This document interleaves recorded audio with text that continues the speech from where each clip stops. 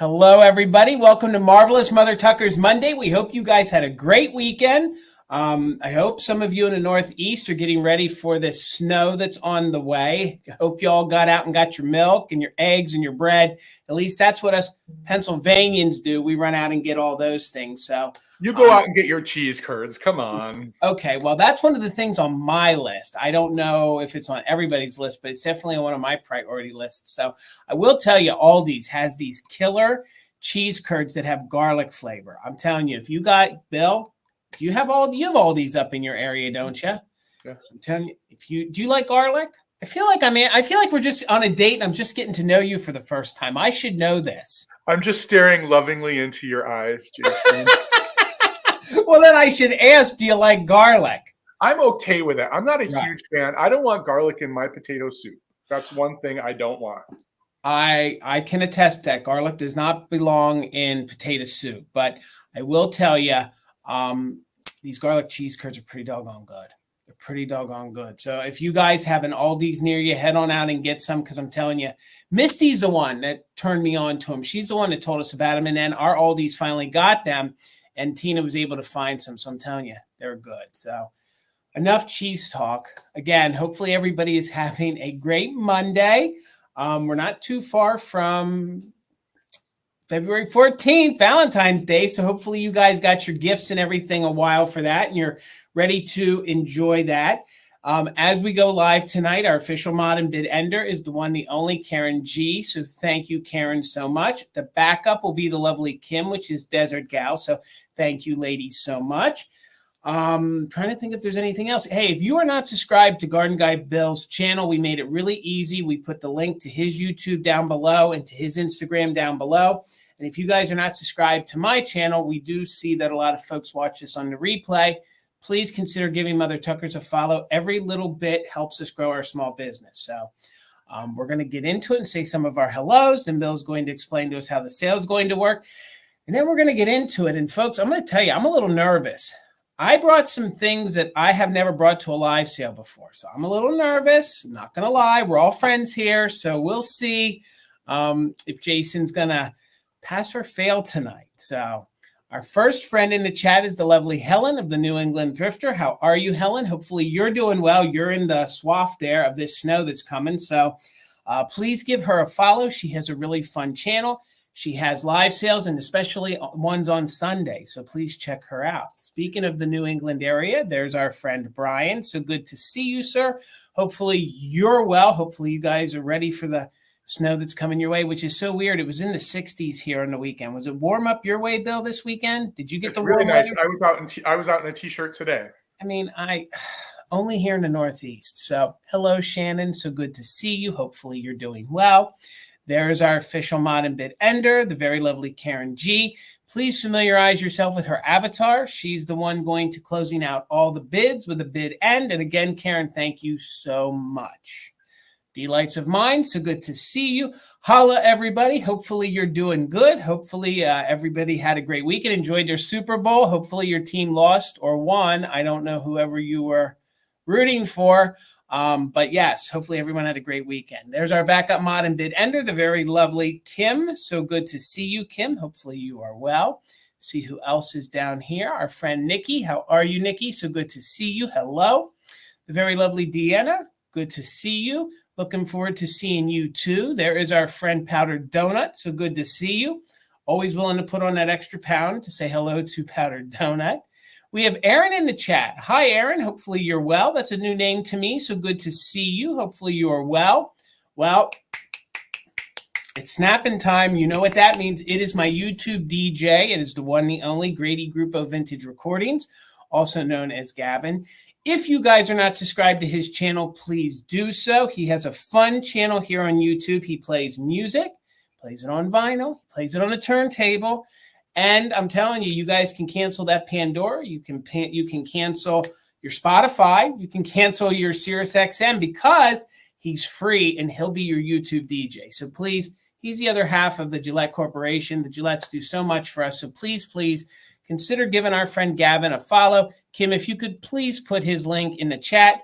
We'd like to get him up to 1,000. So again, Karen and Gavin, we could never thank you guys enough. Hello, Ava. So good to see you. Hopefully you're doing well here tonight. My chat completely jumped. Let's see. There's our vintage sister, the one, the only Enamour Amy. If by chance you guys are not following her, please do so. She has a fun channel as well. She's the other co-host to Fantastic Finds on Wednesday night. So please give Amy a follow. There's our friend Karen. So good to see you, Karen. Hopefully you are doing well. There is Dawn here in the chat. How are you, Dawn? So good to see you. There's Linda, my mother. How are you? So good to see you, Mom. I love you. Hopefully you're well. Then we got Tammy Ward here with us. How are you? So good to see you, Tammy.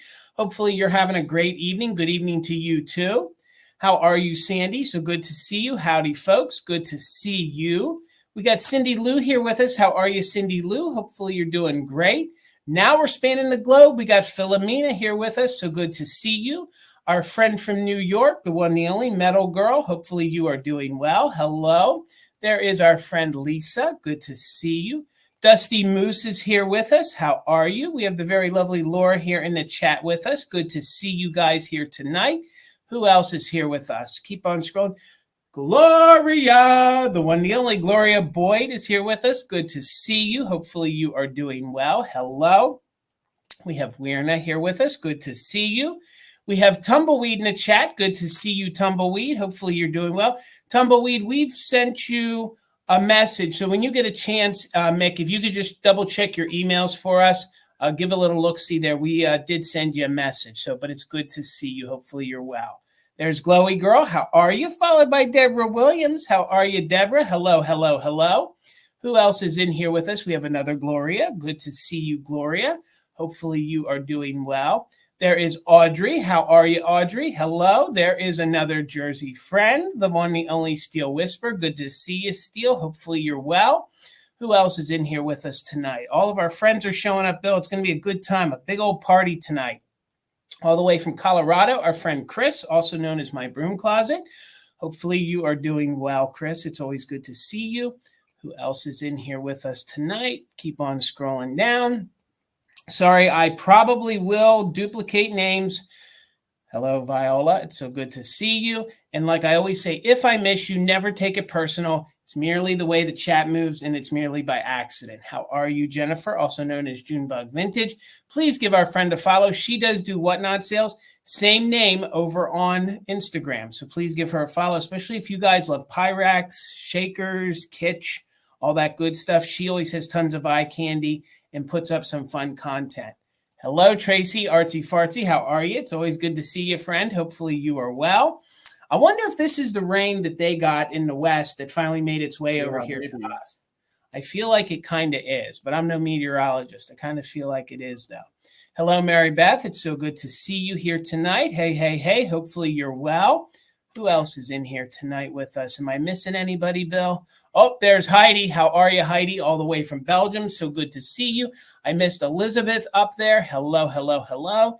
Let's see who else is in here with us tonight. Keep on scrolling here. There's Christina. How are you? Hold on here. Something seemed to have highlighted. There we go. All right. Let me unhighlight that. My chat's acting a little weird tonight. Great. How are you, Melissa? So good to see you. There is our friend Brad. Welcome, sir. It's so good to see you. Hopefully you are doing well.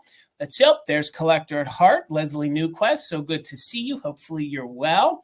Who else is in here tonight? We're getting down here to the nitty gritty, down here to the bottom. Hello, everybody. There's Tina of Mother Tucker's. Good to see you, Tina. Always lurking, watching from upstairs. How are you? Hopefully you're good. There's our friend Dawn. So good to see you. Hello, hello, hello. See who else is in here tonight. Keep on scrolling. I don't know. Oh, there's Anna D. Good to see you, Anna D. Followed by Nancy. Good to see you, Nancy. But I believe you have my info. Okay. If for some reason, Nancy, if you purchase tonight, or should I say when you purchase tonight, still please send Bill or I your information. It's always good, even if you guys think we do have your info, it's still good to always send it again, because then it bumps it up a little higher, and then we can just always double check. So when in doubt, send it out. That's what I always say. All right. Hello, Noel. So good to see you, friend. Hopefully you're doing well from the Empire State, NY. Who else is in here with us? Hello, everybody. I hope everybody is doing well. And we are down here to the bottom again with Noel. So, guys, please, please, please, if you are not subscribed to Bill's channel, please make sure that you are. If you're not subscribed to my channel, please make sure that you are. We made it easy. We put all those links right down there below, along with our Instagrams, because that's where we do a lot of other things. And we both, Bill sells over there, and then I go over and hang out with the Valentinos. So it helps if you're following us over there. That way you will get notified when we go live on Instagram. So Bill, if you're ready, sir, we're 10 minutes in. If you want to take it away and tell them how it's going to work here tonight. Sure thing. We'll do this nice and quick because a lot of people here already know the game. Yeah. So speaking of the game, how was that hockey game last night? I don't know who won. Hockey game. No, I only watched it for the halftime. So there's a halftime in hockey. Well, I don't know. Yes, actually, I think there is. Yes. All right, so we are here to show you some awesome vintage and antiques tonight, everyone. You all know that. So everything that we do happens in the chat. The chat happens in the chat. We get to know each other in the chat. We have fun in the chat. And if you are interested in bidding on any of the items that we are bringing tonight, that also occurs in the chat. Therefore, you want to make sure you're in the best version of the chat possible, which means on your device, it should say live chat or all messages. If your device says top chat, you want to toggle out of that to make sure it says all messages or live chat. The other thing to know about the chat is that we are subject to the strange rules of the internet, which no one will ever really fully understand, which means you might be seeing us in a different time frame than we are actually in. And that means that there's a lag going on for someone. So you can actually, there are a couple things you can do to beat the lag. Number one, you can actually exit out of YouTube, come back in, tap on the sale, and then make sure that that red line at the bottom of your screen is all the way to the right. You can also tap on our heads, or if you're on a computer, go to your settings mode, which is a little gear icon, and you can press that gear, and under playback settings, you can hit 2 times, which means your device will automatically keep you in the right time to the sale, so you're not lagging behind. Every once in a while, you might hear our voices speed up, but that's just your device catching you back up to us in real time. And that way, you shouldn't have any problems if you're a bidder or a chatter being in the actual moment. We do like to remind you that the things we are bringing tonight are vintage. They have had a life. We will do our best to describe any items, but if you have any questions about the items before you bid, please let us know. We're happy to answer questions. We're happy to show you parts of the item that we may not have already shown. So that's a great opportunity for you to learn more about the item. We also just like to remind you, if you are successful and you win an item tonight, or you buy an item tonight, that many of the items that we sell, particularly the glass, the ceramic, and the pottery, are going to be subject to cold temperatures. Both Jason and I ship from the Northeast. It's cold here. The likelihood that your package will be sitting on a cold truck for some time is quite high. So even if it's warm where you live, we like you just to acclimate your package and your item to your home before you open it fully. Bubble wrap is a really good insulator, which means it also keeps the cold in. And particularly for vintage glass, if it's subject to rapid changes in temperature, it can fracture. So just keep that in mind. If you have any questions during the sale, put them in the chat. We have a bunch of knowledgeable people, including our moderators, in the chat. We also answer questions when we see them. If you do have a question that needs to be answered while we're showing a particular item, it can be helpful to put it in all caps. That's the one time we appreciate when people use all caps, because it gets our attention. Other than that, it's good not to use all caps in the chat, because the caps usually are an indication that someone has a pressing question that they would like us to answer. So the sale tonight is, like always, it's an offer up style sale. We're going to show an item or a couple items. Jason will pin the start price for those items, or that item, where our names are right now. And if you're interested in putting a bid in on that item, you can put a bid into the chat in a $1 increments. That's how we bid over here on Mother Tucker Mondays. We are going to describe the item, tell you any condition issues you need to know, tell you anything about the item that we know. We invite you in the chat to tell us what you know about the item. We love to learn about all of these amazing vintage and antique things. And after we see a few bids, we'll start a countdown. We'll announce the countdown before we begin it, and then we will start the countdown. We'll start with 15 seconds in case we need to do otherwise. And at the end of that countdown, we will say bid end. When we say bid end, our official bid ender, Karen Gillette, will type the words bid end into the chat, and the highest bid before that bid end receives the item. Now, you may be here to claim a particular item, or you might see something that we show that you really want to maximize your chances on getting. Here on Mother Tucker's Monday, we offer the just in case option. And the just in case option is an opportunity for anyone interested in a particular item to let us know what your maximum amount that you'd be willing to spend on that item would be, just in case you get outbid at some point during the countdown. So what you would do is you would type in the letters JIC with that maximum amount you'd be willing to spend. And if you have the highest just in case before the bid end is typed into the chat, you receive that item for $1 over the next highest bid or the next highest just in case. It's just a way for you to secure your best chance of getting an item if you really want it. But we do ask two things if you use the just in case. And Karen, just put them into the chat. You want to make sure that you have already put at least one regular bid in before you use the just in case. That means you're already an active bidder, and we ask that only active bidders use the just in case, and that the just in case only be used during the countdown. If we see a just in case come in before the countdown, we'll ask you to re-enter it after the countdown begins. And if you do that, then other people know what your just in case is. So it's an opportunity for you to let people know later on in the sale how much you'd be willing to spend on an item. So with that, we do like to remind you that a bid is a commitment to pay. In just a few seconds, we'll tell you when you can expect to get invoiced from us if you do claim something tonight.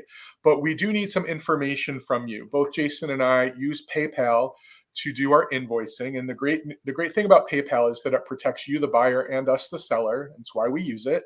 And you do not need a PayPal account in order to check out via PayPal.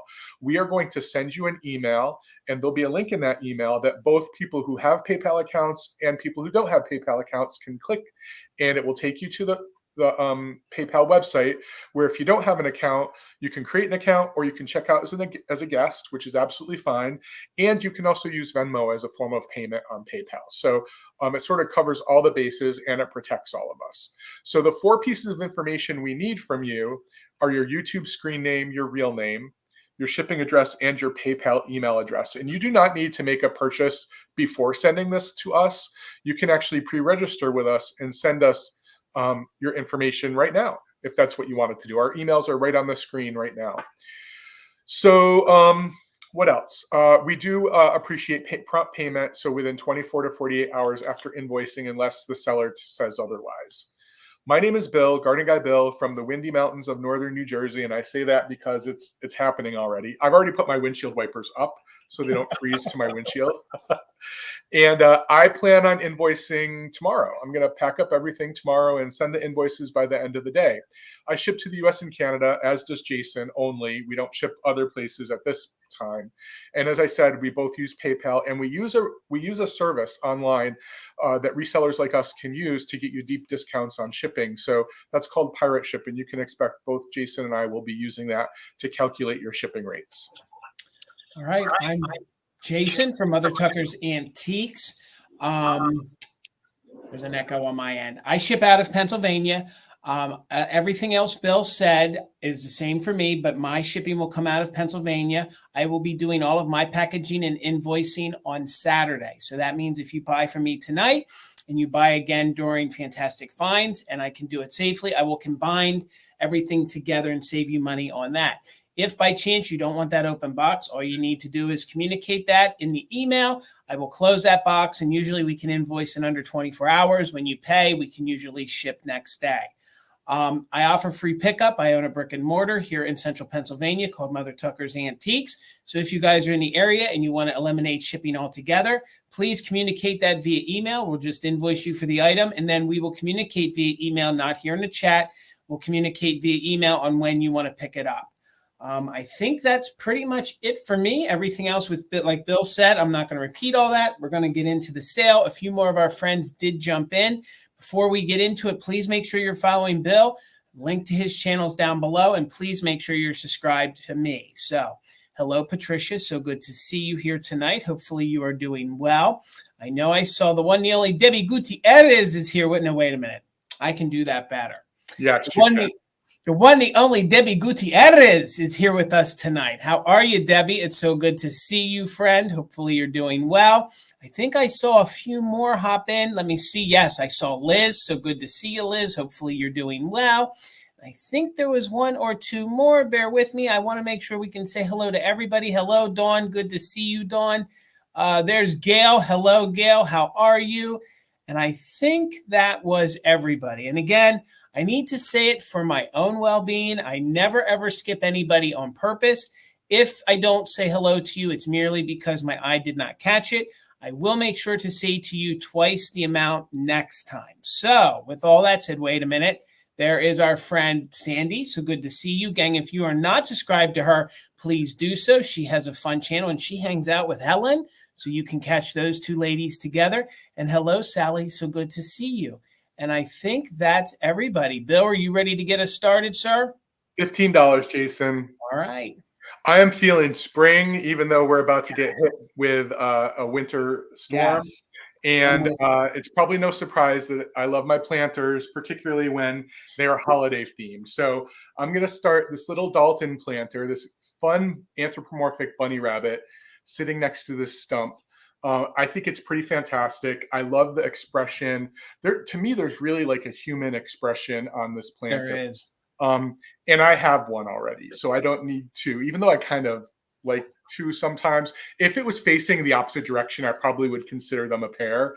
But yeah, this one is a real cutie. I mean, just look at the face. It's in great condition, no chips or cracks.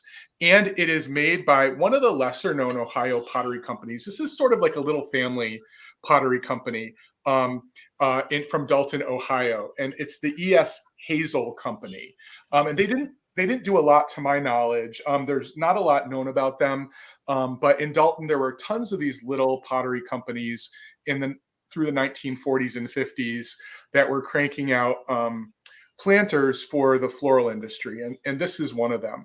But I was thinking if you wanted something really kitschy cute for a display all year long, because this is definitely kitsch, but particularly if you wanted something for the springtime or for Easter, you know, that little thing that you can put some candy in for when the grandkids come over, a little piece that's kind of very interesting, an interesting look, and would be something they remember when they're older.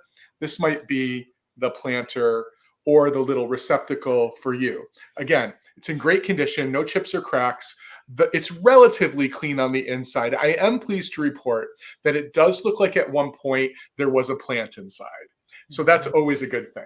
That's always a good thing. It was used for its intended purpose at least once. And go ahead. No, I got to say it. I would put a bottle brush tree in that one because of it being a stump. That one would look good with a big old pink bottle brush tree. And you know, these newer bottle brush trees that are in pastels, like the pinks and the light blues, I think they're good. They're vintage inspired. So I think you're right. I think that would look good in here for Easter. And then after Easter, obviously you take the tree out and put a real plant in, of course. or teeth curds or whatever you want, whatever you want to put in it. So the little bunny here, not little, actually, it's a big one. It's 9 inches tall to the very tip of the ear that's highest. And it is, it's 7 inches across. It's good. Really, really cute. So cute. He's cute. That's a cute face. I agree. I like these little the paws up here. Mm-hmm. I just think it's super cute. Nice little cottontail on the back. But I'm going to go ahead and count it down. So if anyone else is interested, now is the time to get your bid in. Oh, awesome. I would love for someone to store their guitar picks in here. That would be awesome. Okay. All right. Did you see Anna D's bid? Yeah. Yep. There we go. Yep. So I'll just say this before I start the bid end. Anna D recently watched one of my videos and gave me one of the best compliments in the world. Okay. She said, you know, when I first heard your voice, it reminded me of something, and she realized and I don't hear that. I don't hear the same thing. She said it sounded like Gordon Lightfoot. Okay. I'm here for that. I don't know about that, but I love Okay. his music. All right. I love the song. So that was really All nice. right. Anyway, I'm going to go ahead and count it down. If anyone else is interested, now is the time to get your bid in.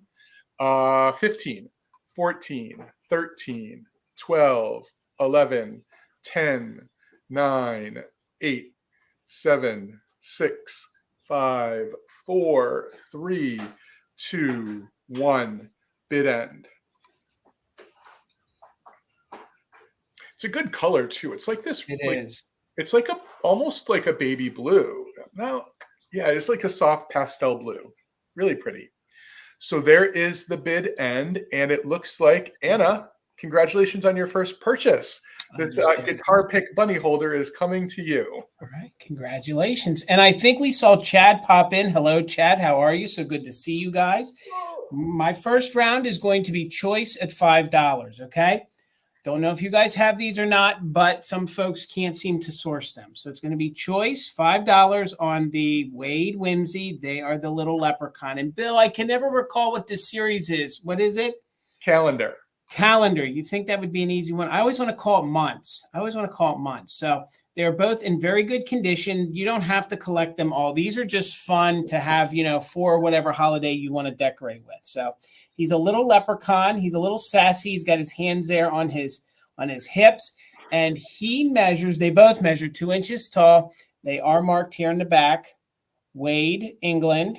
So, and then these, if you're not familiar, of course, these were given away by the tea company, and they have the little strikers on the bottom. So that's what those ridges are. So it actually would be a place for you guys to strike a match if you wanted to.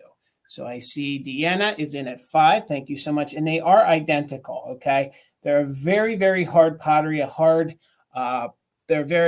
like a porcelain. It's a very hard porcelain. So, but for them being so small, they are very, very detailed.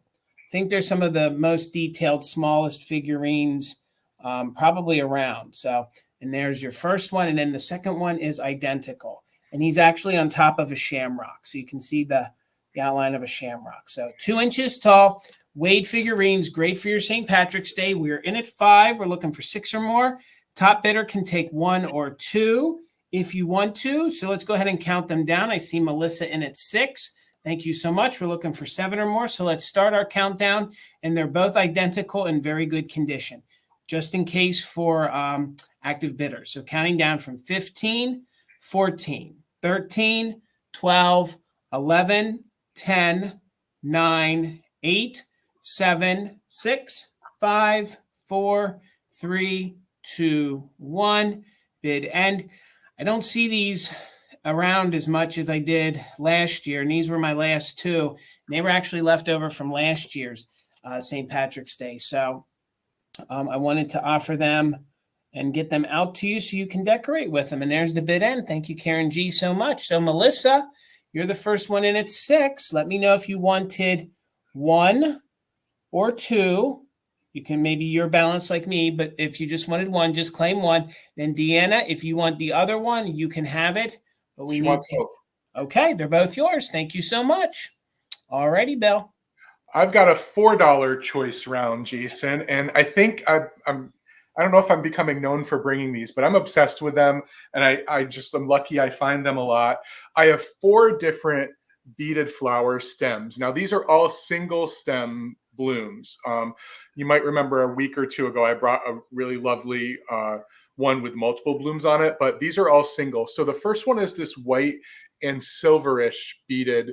There's kind of silver or clear silver beads around the petals with white on the inside. It has a stamen and a double stem stamen with a little bit of anther at the top. And this one has one beautiful leaf on it. This one is long. The first 2 that I have are very long. It's 10 inches long. So the white one is the first choice, and they're all in really great condition. They went through a bath, and then I think I told you all last time, I spray them with canned air. The second one is the same flower, just with different color beads on the outside. So the 2 rings on the outside of these petals are in blue, and the interior is in white. And then the only other difference is that the anther isn't black, it's clear. Also 10 inches. So these are the first 2. which are the same flower. Now, the next two are both the same flower as well. They are these gorgeous orange Asiatic lilies. They have the classic really long stamens on the inside with really big bundles of anther or the pollen on the top, and then the classic 6-petal design of the orange Asiatic lilies. These are 8 inches long, and I have 2 of those if anyone's interested. Really, really lovely. One stem has 2 leaves. The other stem has 2 sets of 2 leaves. That's the only difference between these two. And they're fully posable and bendable. If you think that this particular petal isn't full enough, you can actually bend it. Every single piece of this is wired. It's in good condition. Each one of them is wrapped with floral tape. A lot of times when I find these older ones, the floral tape is coming off. These are all in really good condition. There's just one part of the tape down here is coming off the white stem, but that's easy enough to fix. So yeah, I'll just show them all and I will start the countdown. So there's the white and the blue, and then the 2, and I don't know exactly what flowers the white and the blue are, because whenever you have a 5-petaled flower, it could be like 100 different things, but these are definitely Asiatic lilies, definitely. So I'm going to start that countdown. If anyone else is interested, we're looking right now for 8 or more for choice on one of the 4 of these. 15, 14, 13, 12, 11, 10, 9, 8, 7, 6, 5, 4, 3, 2, 1, bid end. And I don't know if people know, but the history of these actually does, even though they're not real flowers, it does go back to the floral industry. In the 1930s and 40s, people wanted an alternate to sending flowers for people who were allergic to pollen. So that's when this sort of industry began. It's a Victorian art, but these were more mass manufactured starting in the late 1930s, the 40s, and the 50s. But I think they're just so super fun and beautiful. All right, thank you for the bid end, Karen. So Daisy Girl had a bid of 8. Melissa had a just in case of 11. Noelle had a just in case of 23.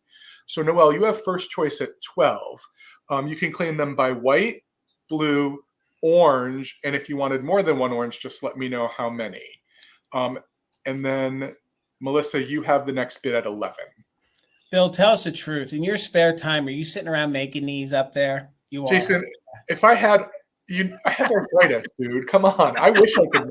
If I could make these, I probably wouldn't be selling them online. Okay, Noelle, thank you. They're all yours. All right, guys. I know, Bill. I couldn't even have the patience to string half of one of those. You know what I mean? So I can't even read things on the bottom of the ceramics anymore. I know. And then if you dropped one, could you imagine trying to? Oh yeah, no. So all right, guys. I have something unique. I didn't open them. They look perfect to me. It's new old stock, and they are these little glass blown figurines. Okay, so there's 4 different animals. And from the packaging, and I want to get the glare off from the packaging, I believe that they're probably from the 1950s. Okay, so they're little glass miniatures, originally packaged on a little piece of foam. Okay, so there's like a little piece of foam in there.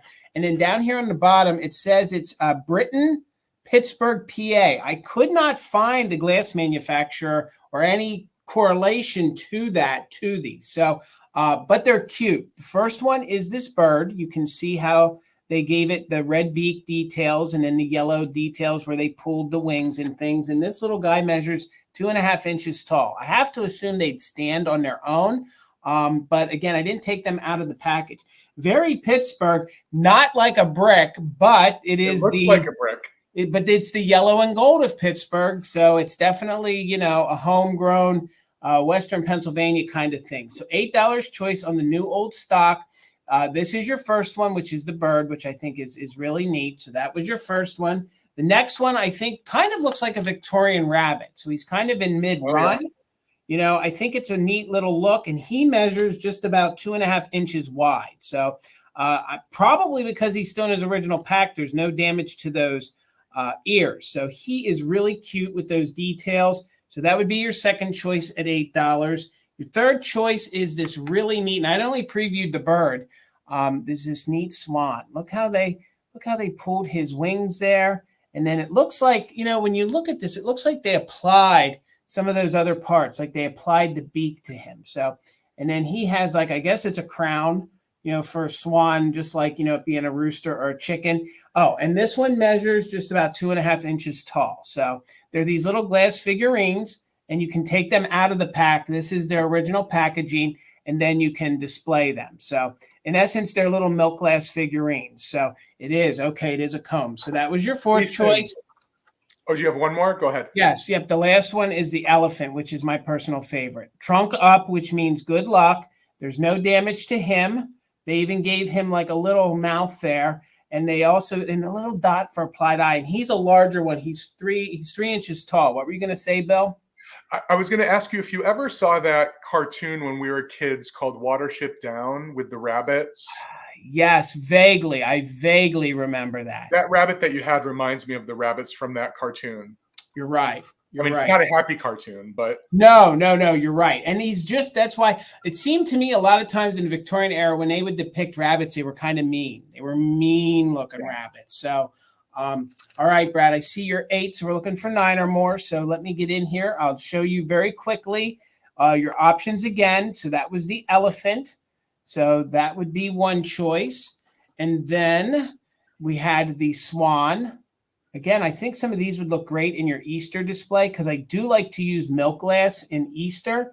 When it comes to displaying my Easter, I think it's always, Christmas time. Anytime is a good time for milk glass, but I think these would look real, especially he would, especially with the red eye too. And he looks like he's dashing. He's moving. And then your last one was, I think is one of the neat ones too, is the bird. So let's go ahead and do a countdown. Brad is in at 8. We're looking for 9 or more. They all are about 2.5 inches tall. The elephant's the biggest at 3. So Deanna, I see your 9. We're looking for 10. Top bidder can pick which one or ones they want. So we'll count down from 15, 14, 13, 12, 11, 10, 9, 8, 7, 6, 5, 4, 3, 2, 1, bid end. Again, I didn't take them out because I kind of like some of the packaging on them too. So I figured it'd also keep them safer for packing. So maybe they would have looked better if they would have been out of their pack, but I just wanted to keep them in. So Deanna, you get first choice at $9. Let me know, did you want the bird? Feels so weird saying that. Did you want the bird? Do you want the rabbit? You can always take all 4, or did you want the swan? And then we had the elephant. And Brad, you'll get back up on whatever is left. So Deanna, let me know if you wanted elephant. The bird was the first one that I showed. And we had the swan.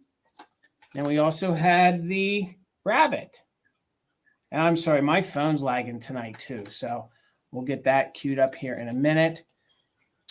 Put in paste. So we're just waiting to hear from Deanna. You can take whichever ones you want. If you need me to hold another one up for you, you can take the bird, the rabbit, swan, or elephant. And once we hear from you, Deanna, then Brad, we can communicate in the chat. You want the bird and the swan? Okay, they are both yours. All right, Brad, for your bid, did you want the rabbit or the elephant? Just claim, and we'll keep it moving, and we'll get Bill going, and I'll watch the chat to hear from Brad. And if you don't want any, Brad, just say pass, sir. All right, Bill.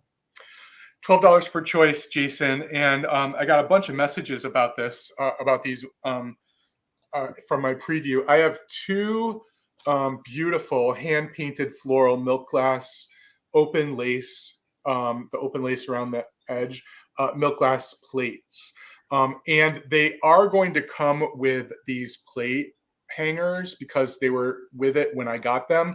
And I like these ones because these particular plate hangers have the rubber coating on them to keep them safe. So these are Kemple glass, milk glass. And as I said, they are hand painted. They are not hand signed on the back, but whoever hand painted them hand painted on the back. And as I said, these are Kemple, which you can tell with the K in the middle here. The first choice is this beautiful hand painting of some violas, probably violets, but they're definitely not pansies. They're from the viola family. There are 3 beautiful purple blooms on here with just some great greenery around it, or lilac colored maybe. Really, really nice. No condition issues with either of these plates. The second choice is some beautiful pink dogwood. A lot of people don't know, not that you need to know, but when you see these things that look like petals on the outside of the dogwood, they're actually not the petals. These are called bracts. They're actually just colored leaves. The actual petals are here in the middle of the dogwood. Just kind of little interesting thing to know. Look at how good that that painting is. So, so pretty. So Kempo glass, it was one of the kind of early to mid-century milk glass manufacturers. They started, it's kind of like this tragic history of this company if you don't know about them. They started out in Ohio, and then they're, after a few years, their building burned down, so they moved to West Virginia. And then it was a husband and wife who ran this company.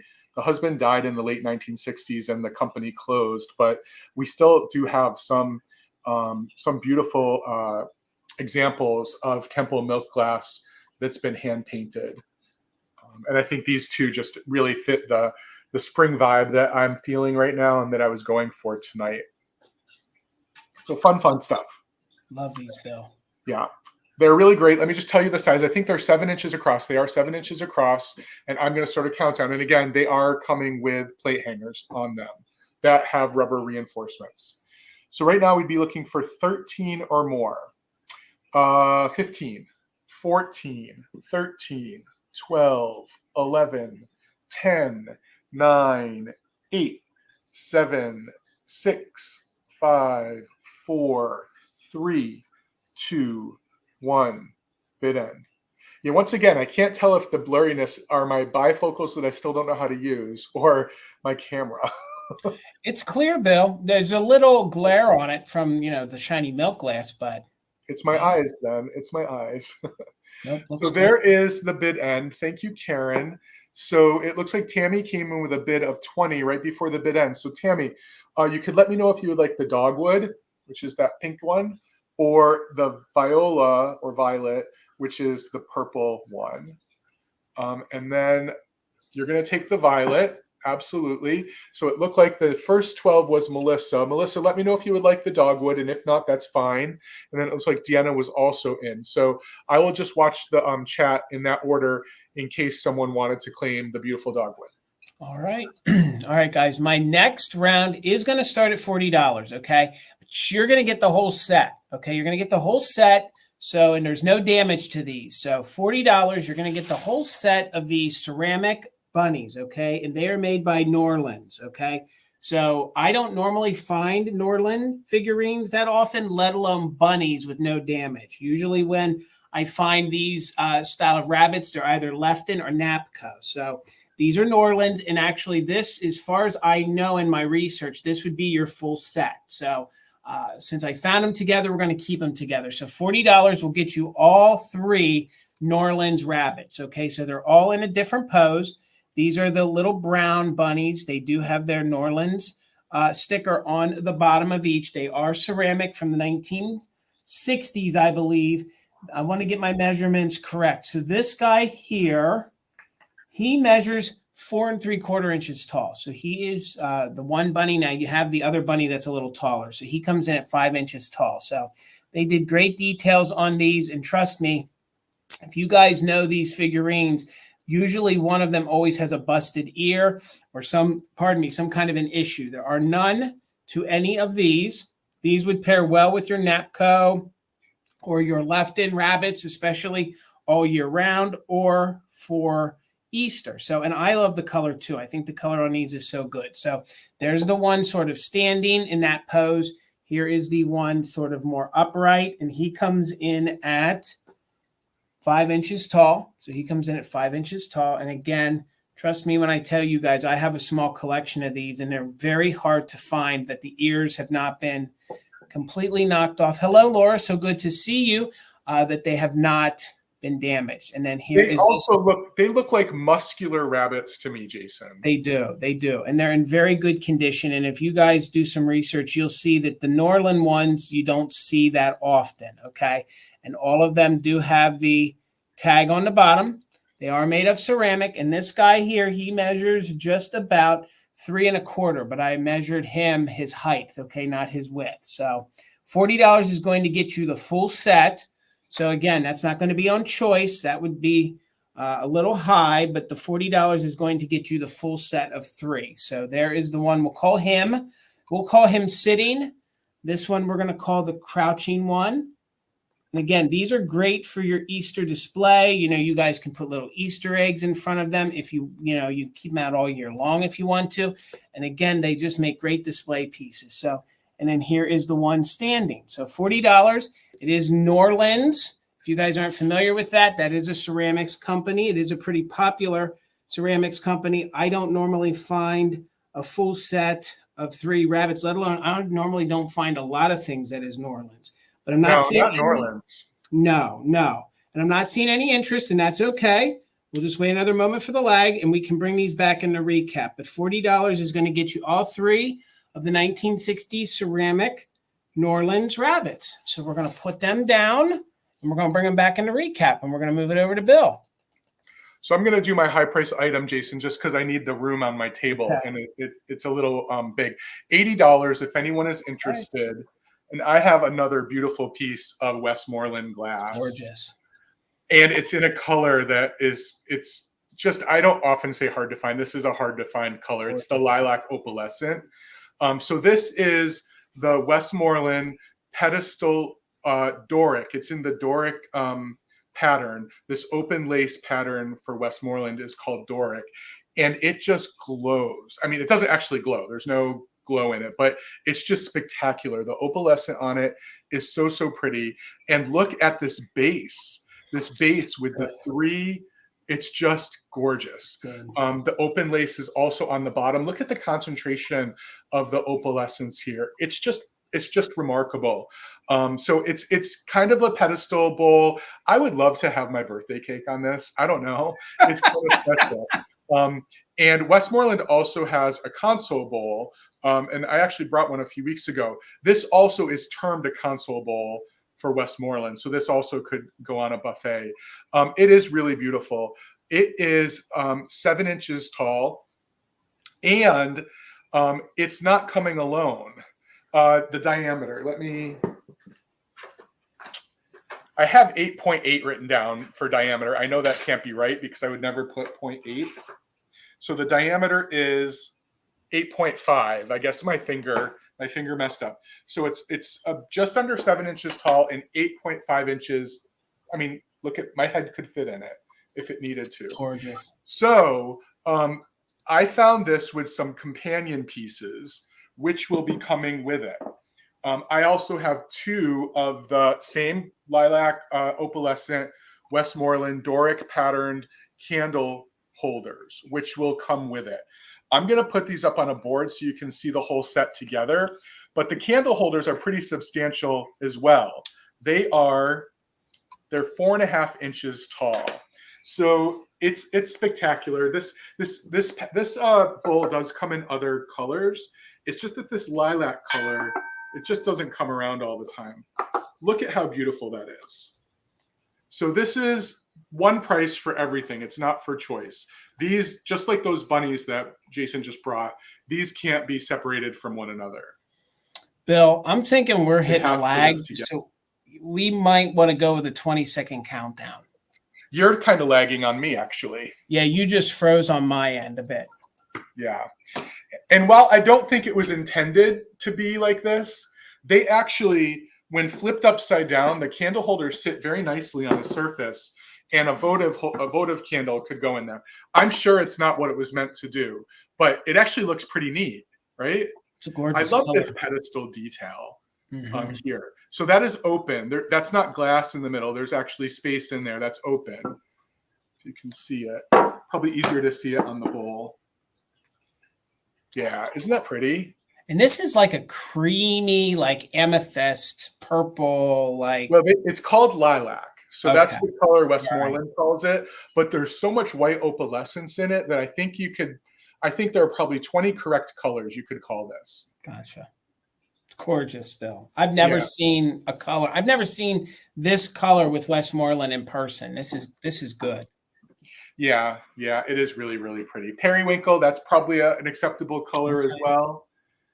All right. So thank you all for your interest. I'm going to count it down, but I will start from 20. I'll use Jason's suggestion just because it sounds like some of you are lagging a little bit more than others. So I don't know what we're looking for right now, but that's what we're looking for. 85, Bill. We're looking for 85. 86. Yeah.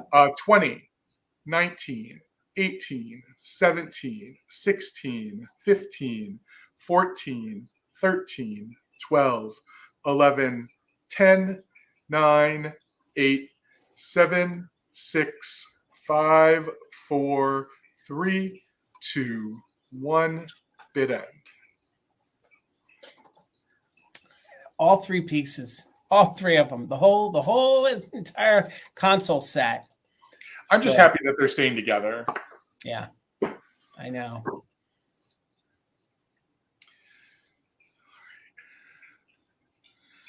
Okay, so we had a couple just in cases come in. That's my strategy always. I always do the dollar over. And it looks like we had 2 just in cases of 101. The first was Tammy. So Tammy, this set is coming to you for 101. Thank you both for your bids. It's really, really lovely. It's gorgeous. Congratulations. Congratulations. All right, guys. My next item is going to start at $40. I have in very good condition, and I think the age on it and the patina on it is really, really good. I like this age. I have a Victorian pencil box that is a lacquered pencil box. The only condition issue is that it would have had a little knob here, and it looks like the knob is gone. So the previous owner actually put a little flathead screw on it, and it does. It pops it open just fine. So this version of this made in France lacquered pencil box would not have had a chrome bracket here. These little, let's say these little tacks that you see, it actually holds the bracket in on the inside. So it is this lacquered little pencil box with all these birds on a branch. So I just think it's a gorgeous, gorgeous piece. I do believe that this is authentic because it also still has what remains made, and you can almost read it, made in France. But there's just a little bit of the back part of France that still shows right there. So the inside, oh, sorry, Patty, I see you in at 40. Thank you so much. The inside is in very good condition. Everything is intact. You can see it's a little dark in there. The little dividers are still in there. There's no breakage. There's no issues. There's no chips. The piano hinge is in very good condition on the back, and I'll give you some measurements on it. The only condition issue is, of course, there's wear for the age, because I do believe this is probably early 1900s, is the original little, and there would have just been a little metal push in there. Must have come off, so they may do and put a little Phillips head, little flathead screw in there. So the measurements on this gorgeous box is it's 8 3/4 inches long. It is 5.5 inches wide, and it is 1 1/4 inches tall. So let's get in on this gorgeous scene. Again, I love how well fed these birds look. They have that beautiful plump look of well fed birds. Actually, I think they have like that time. Well, don't they kind of they kind of thicken up right before the winter season? Oh, good point. Yeah. This might be them getting ready for fall. So again, the details on this are incredible, and it's in very, very good condition. Please just note, though, and it's a little dark for you guys. Let me see if we can kick the light up a second here. You can see that they did replace it with a little flathead screw. And then let me see if we can show you guys the bracket there on the inside. That is original to the piece. And then when you do press on that, it does release the box, so it does open. So let's go ahead and close that up. Again, this is made in France in very good condition for its age. It's probably at least 100 years old on the Victorian pencil case, and it is a lacquered wooden box. So let's go ahead and do a countdown on this. If anybody is interested, please put in a bid. If you're an active bidder, please use a just in case. That way it secures your bid. So sorry, before we get in, I just want you to know there is some wear to it, but that's normal, and I'm calling that patina on it, okay? So let's count it down from 20, 19, 18, 17, 16, 15, 14, 13, 12, 11, 10, 9, 8, 7, 6, 5, 4, 3, 2, 1. Bid end. I did find one example of this online. Theirs had damage, and their made in France was completely worn off the back. So there is the bid. And thank you so much, Kim. Patty, you didn't need it. Congratulations, Patty. It's coming to you for $40. Thank you so much. All right, Bill. Jason, that was really spectacular. It makes me want to start collecting things like that because God knows I don't collect enough things right now. Well, I mean, you know what? Doing this, it makes you want to switch out. I'm telling you, these Victorian things, that's going to be the next thing in 10 years. It's going to be even more popular, my opinion.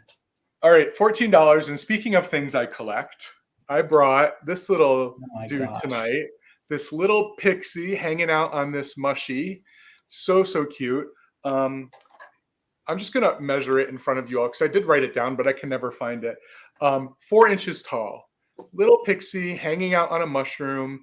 Little mushroom, yellow mushroom with, what is that? Green little dots all over it in really, really good condition. Now, what's really interesting, at some point, the owner decided that they needed to label it with their name. So, and I didn't take it off just because I thought it was a cute little thing. So this was owned by Minnie Hirschberger. How fun is that?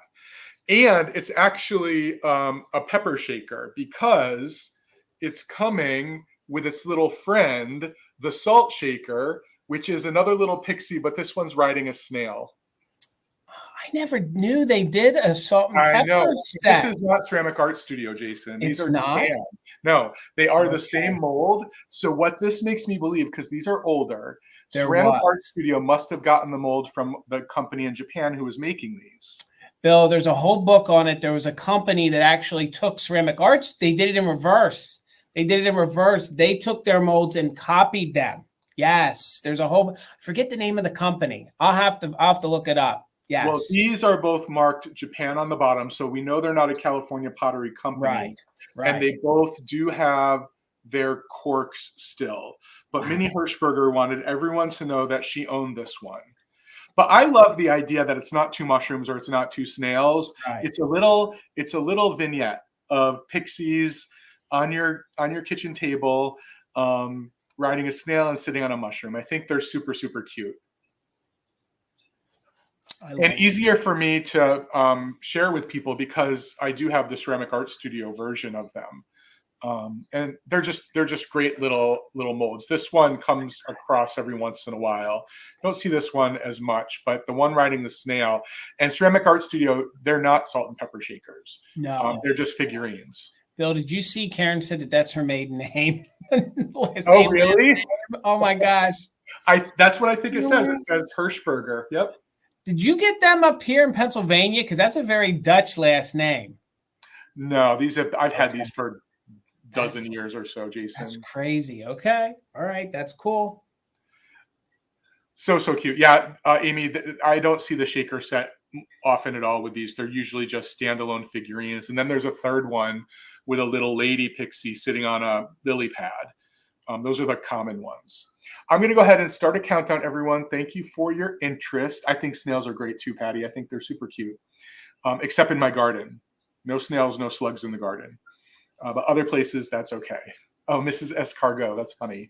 All right, I'm going to count it down. 20, 19, 18, 17, 16, 15, 14, 13, 12, 11, 10, 9, 8, 7, 6, 5, 4, 3, 2, 1. Bid end. Gosh, these are so good. Great for spring. Great for your pixies. Yeah. They're fun. Love them. And the color on them, they really mimicked the art studio. They did. They actually really do, don't they? Yeah, they did. So thank you for the bid end, Kim. Karen had a just in case of 30. Patty had a just in case of 39. So the bid, they go to you, Patty, for 31. So Karen was at my Valley Vintage today. Fun store if you're in New Jersey. You got to go to Valley Vintage. It is. It is. I've been there personally. It's well worth it. It's well worth it. All right, guys. $14, and this is my planter for the evening, okay? I always thought that these were McCoy. Turns out their haul, and maybe Bill, I wanted to ask you before we went live, does she have a name? No, I don't think they were named. See, I don't think they ever named them. We always called her the bonnet girl. That's always how we always called her like the bonnet woman, you know, Always called late. They always use the word lady. Yes, you're exactly correct. And the reason why I'm bringing her is that this actually has like a cold paint on it, and this is one of the best ones I've ever personally found. Okay, usually a lot of it's missing to the point where you can't even make out the face anymore. And this is almost like a sea foam green. Okay, it's almost like a emerald sea foamy green, somewhere there in between. So I brought her because I thought she would be great in your April display, in your May display. Plus, she has an Easter basket that I thought you guys could put some grass in there, maybe, you know, a plant, but then during the Easter season, you could put some of the faux grass in there, some Easter eggs, and I just think it would look great in your display. So you can see that she is stamped and marked here on the bottom. That's upside down for you guys. She's in very good condition. She's like a matte finish. She's like this creamy white, and then they gave her the details of her face, the blonde hair. You can see she has this gorgeous bow, again, in very good condition. It's not completely wiped off or missing. You can see that it is still around the bottom of her dress, completely all the way around, and there are no chips or cracks. Plus the bow on her back, the paint is pretty much still intact. So a lot of times these McCoy, thank you, Christy, thank you so much. I see you're 14, so we're looking for 15 or more. You know, these, if they were used hard and cleaned a lot of that paint can start to wear off. She is in very good condition, and I think she would look good in a modern day display, in a 40s kind of display, all sorts of different decors. But I liked her heading into the Easter season. So she measures 8 inches tall. So she's 8 inches tall. She's a nice sized planter. She's about 4 inches wide. So no chips, no cracks. Again, you don't want to go scrubbing really hard where this like cold paint is on her. But she's just in really good condition. And let me show you here. All the details of her face are there. Sometimes when I find these, that's completely rubbed off. Plus, she still has her little bouquet of flowers. So you can see up here in her hand, she has her flowers that she's picking from the garden. And there's little dots of different colors. So that's still there too, which I think is just amazing. These did come in a couple different colors. There's like a periwinkle blue. Bill, I think there's a pink, right? I think there's a pink. And then there's also a pottery tone that's different. There's like a yellowish sort of tone, but she is going to be your creamy white one. So Nikki's in at 15. We're looking for 16 or more. Again, very good condition. 1940s pottery. She's just fun. I love her. So 16 or more, we'll count it down from 20, 19, 18, 17, 16, 15, 14, 13, 12, 11, 10, 9, 8, 7, 6, 5, 4, 3, 2, 1. Bid end. Again, Karen, thank you for being our official mod and bid ender. Thank you, Kim, for being the backup. Amy, thank you for helping in the chat as well. Thank you all so very much. We're just looking for 17 or more. We got Lisa in there. The Nikki, boom, all right before that bid end. Christy, your 18 did come in after the bid end, but Lisa had a bid of 17, and then Nikki had a just in case of 27. So for 18, Nikki, congratulations. It's coming to you. All right, Bill. So while I may know a lot about the ceramic pixie world, I don't know anything about the items I'm about to bring. They're going to start at $11 for choice, and I'm not sure I'm going to have much to say about them because I don't know about stuff like this. But I have two beautiful little hand mirrors. They are mirrors. I don't know how showing a mirror here would work, but it's not too bad. But they are just two little gorgeous metal. What kind of metal? Garden Guy Bill doesn't know. I don't know. I don't know my metals, but it's really, really pretty. They have these little handles. I'm sure my grandmother knew all about these, but I don't know what they're all about. Maybe somebody here does know, but I love the Victorian looking sort of flourishes that are on this. It's got this really sweet little handle. And for me, when I look at it, sometimes I see an anchor, but then I don't see it. So I think it's one of those great things where you can look at it from multiple different angles and see different things. I'm just going to watch the chat really closely during this one because maybe somebody does know more about these. So this is the first one. The mirror, as a lot of older mirrors do, has a bit of wear and patina behind the reflective surface, especially around the edge. You can see it right here, just indicative of an older mirror.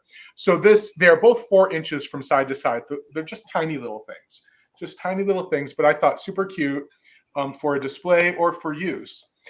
And that's the oval mirror. There's also a round one, and there's this round one sort of with this rope looking detail around the edge and for the handle. Yeah, I was thinking maybe those were initials, but I kept looking at them and couldn't figure out what the letters might be. If they are, they're the right initials to have because it just looks like filigree. You know what I mean? Yeah. Like, if those are initials, you're fancy. That's a fancy name. That's pinkies up when you're using those mirrors. Definitely. So this is also 4 inches from side to side. And it has this really sort of interesting, I don't even know what that is, if it's wire encased under the glass, or maybe it's some sort of filament. I'm not really sure what it is, but it's pretty neat looking.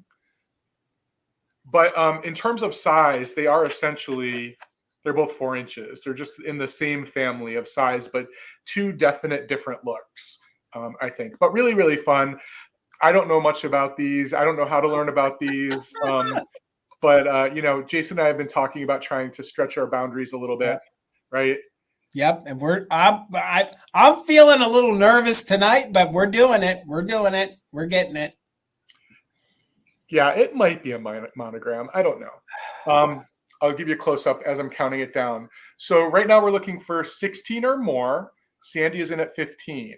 20, 19, 18, 17, 16, 15, 14, 13, 12, 11, 10, 9, 8, 7, 6, 5, 4, 3, 2, 1.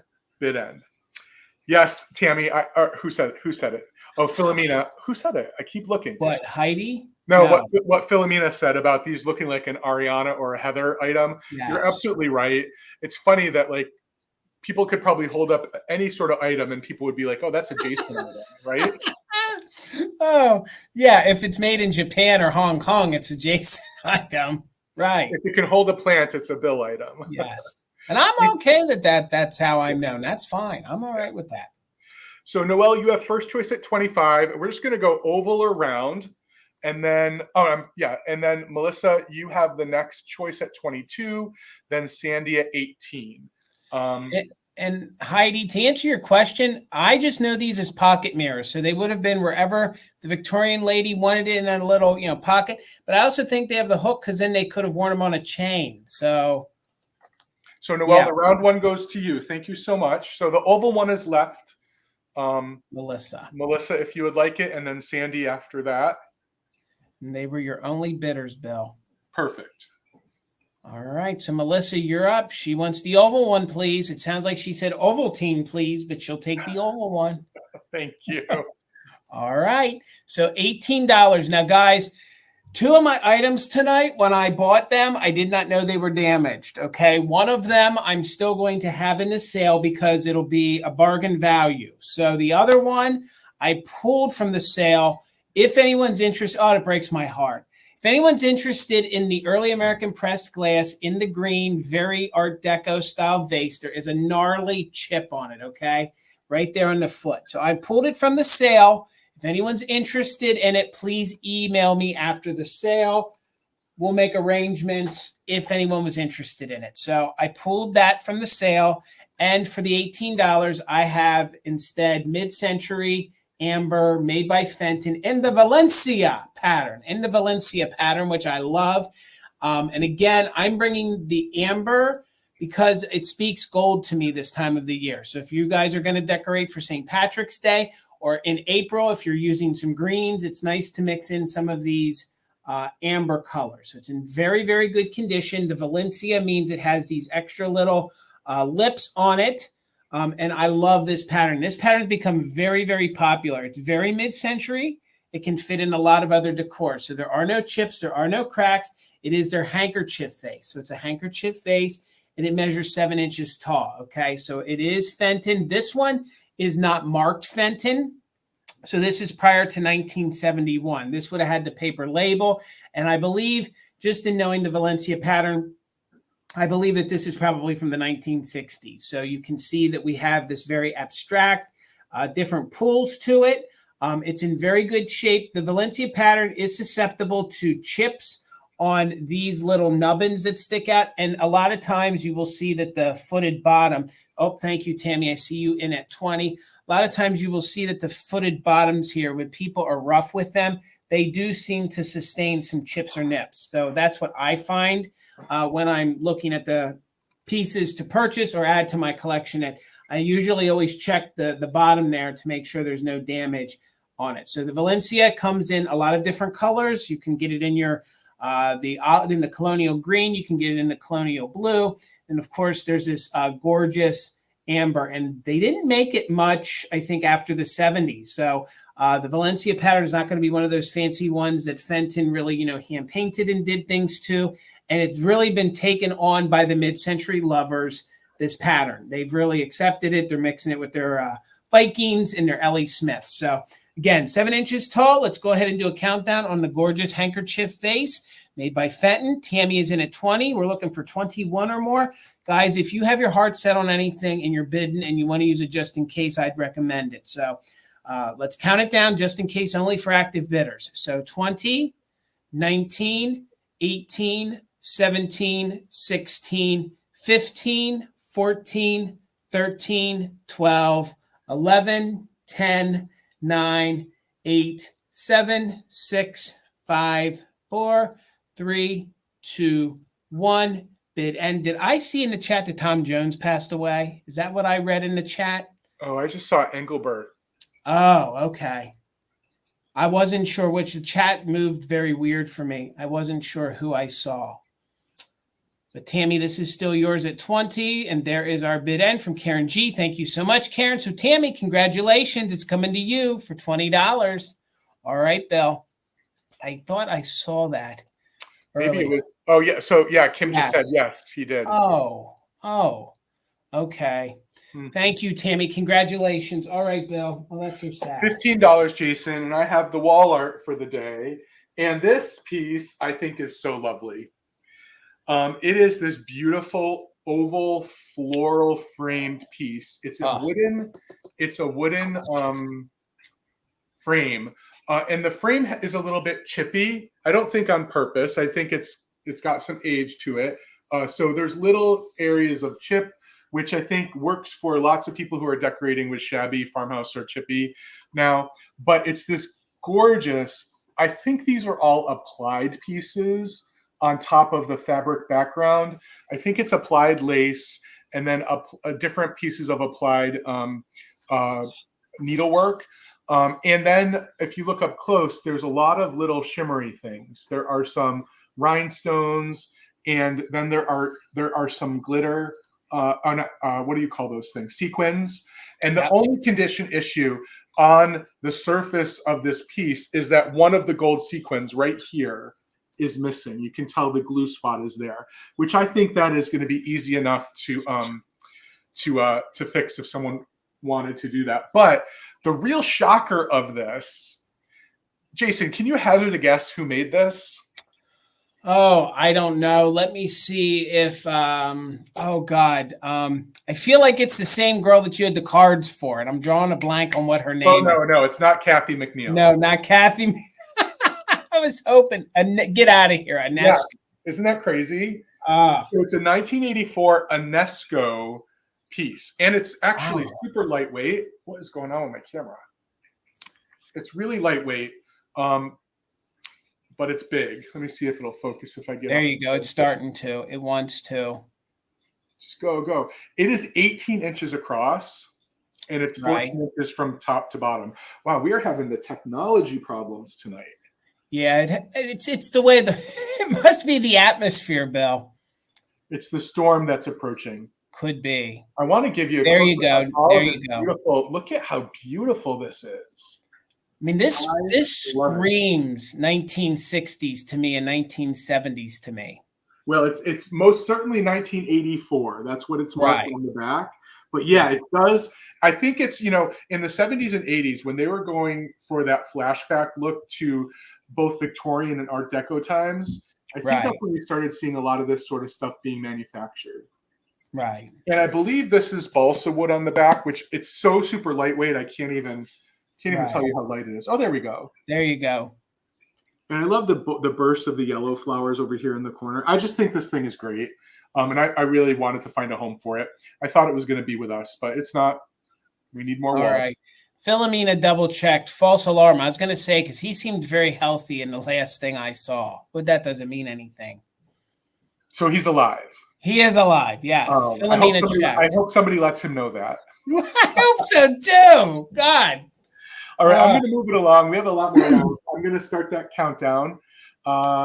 So if you have an active bid and you want to put a just in case in, feel free. He is not dead. Thank you. Thank you. Good news. 20, 19, 18, 17, 16, 15, 14, 13, 12, 11, 10, 9, 8, 7, 6, 5, 4, 3, 2, 1. Bid end. It was another Tom Joe. Okay, Patty. All right. It was another one. Oh, my goodness. There's somebody else with that same name? Yeah. That's not a common name, is it? There's probably 4 dozen that have that name. This was popular, Bill. All right. Agreed. Okay, so with Karen's just in case of 25, this goes to Melissa for $26. Thank you all for your bids on this very lovely piece. It is. All right. I'm going to follow your wall piece with my wall piece. Mine's going to start at 18. Mine is from the 1920s. Okay. This is considered a motto, which I have been selling a few of those in the past 6 months, but this one is a little unique. Excuse me. This one's a little different. So as I tilt it, you can see kind of the metallic. This one is one of the silhouettes. Okay. So it's actually pressed against. So all of the black is a silhouette. It's pressed against this foil. Okay, that was a detail that they did back then, and that makes it doubly collectible because there are folks that collect the silhouettes that are foil. Okay, and this one is in very good condition. The only thing I can say is that somebody made their own kind of hook for it. So they made their own kind of hook. You guys could change that out if you want to. This one in the back, it's actually made by the Art Publishing Company in Chicago, Illinois. So it has its original stamp on the back. So again, this would classify as one of the mottos that I've been selling, but this one is even doubly collectible because the folks love that. It's like almost reverse painted, and then it's pressed with foil, or foil is attached to it. So this one is your home motto. And here you can see this gorgeous kind of cottage that they have. And then you have this fella here with a dapper hat, and he's actually lighting, in my best estimate, he's lighting the gas light, because back then a lot of those street lights were, they were glass and they would have to be lit. And then there was this lovely couple standing here in the doorway. And I do love tinsel art. I do think it's been called that, Dawn. I think you're exactly right. I think that's exactly the right terminology. But yes, in essence, it is just this foil that they use. It was like a gilding look almost that they did. So I think it's super neat. You can see all the great flowers. You can see all the rich colors. And this one is your home. So, okay, if you guys, need, oh, wait, before we read that, look at these flowers over here. You can see all these gorgeous flowers in the pathway. And then it says home. A home is built of rock and stones, of sills and posts and piers. Not a home is built but a home is built of loving deeds that stand 1,000 years. So it's this gorgeous motto. Thank you, Lisa. I see you're 18. And again, then it's actually the paper is pressed, and then you have the foil pressed, and then you have the glass over top of the silhouette. And it measures about 11 inches by about 8. Okay. And the frame is in superb condition. It's that gorgeous, detailed frame that we all love, like those swivel frames from the 1930s and 1920s. And again, this one is in very good condition, no issues to the glass. And a lot of times if moisture gets in there, the foil, some of the tinsel will curl in there, but there's none here. So it's just this gorgeous little home. And again, if you know someone that just purchased a home, or even in your home, I think it's nice to hang this maybe by the doorway when you come in or out. So Lisa has it at 18. We're looking for 19 or more. So we are doing, just in case for active bidders, let's go ahead and count this down from 20, 19, 18, 17, 16, 15, 14, 13, 12, 11, 10, 9, 8, 7, 6, 5, 4, 3, 2, 1. Bid, and it spoke very spring to me. Kind of, you can see the trees aren't full, but some of the ones in the back are.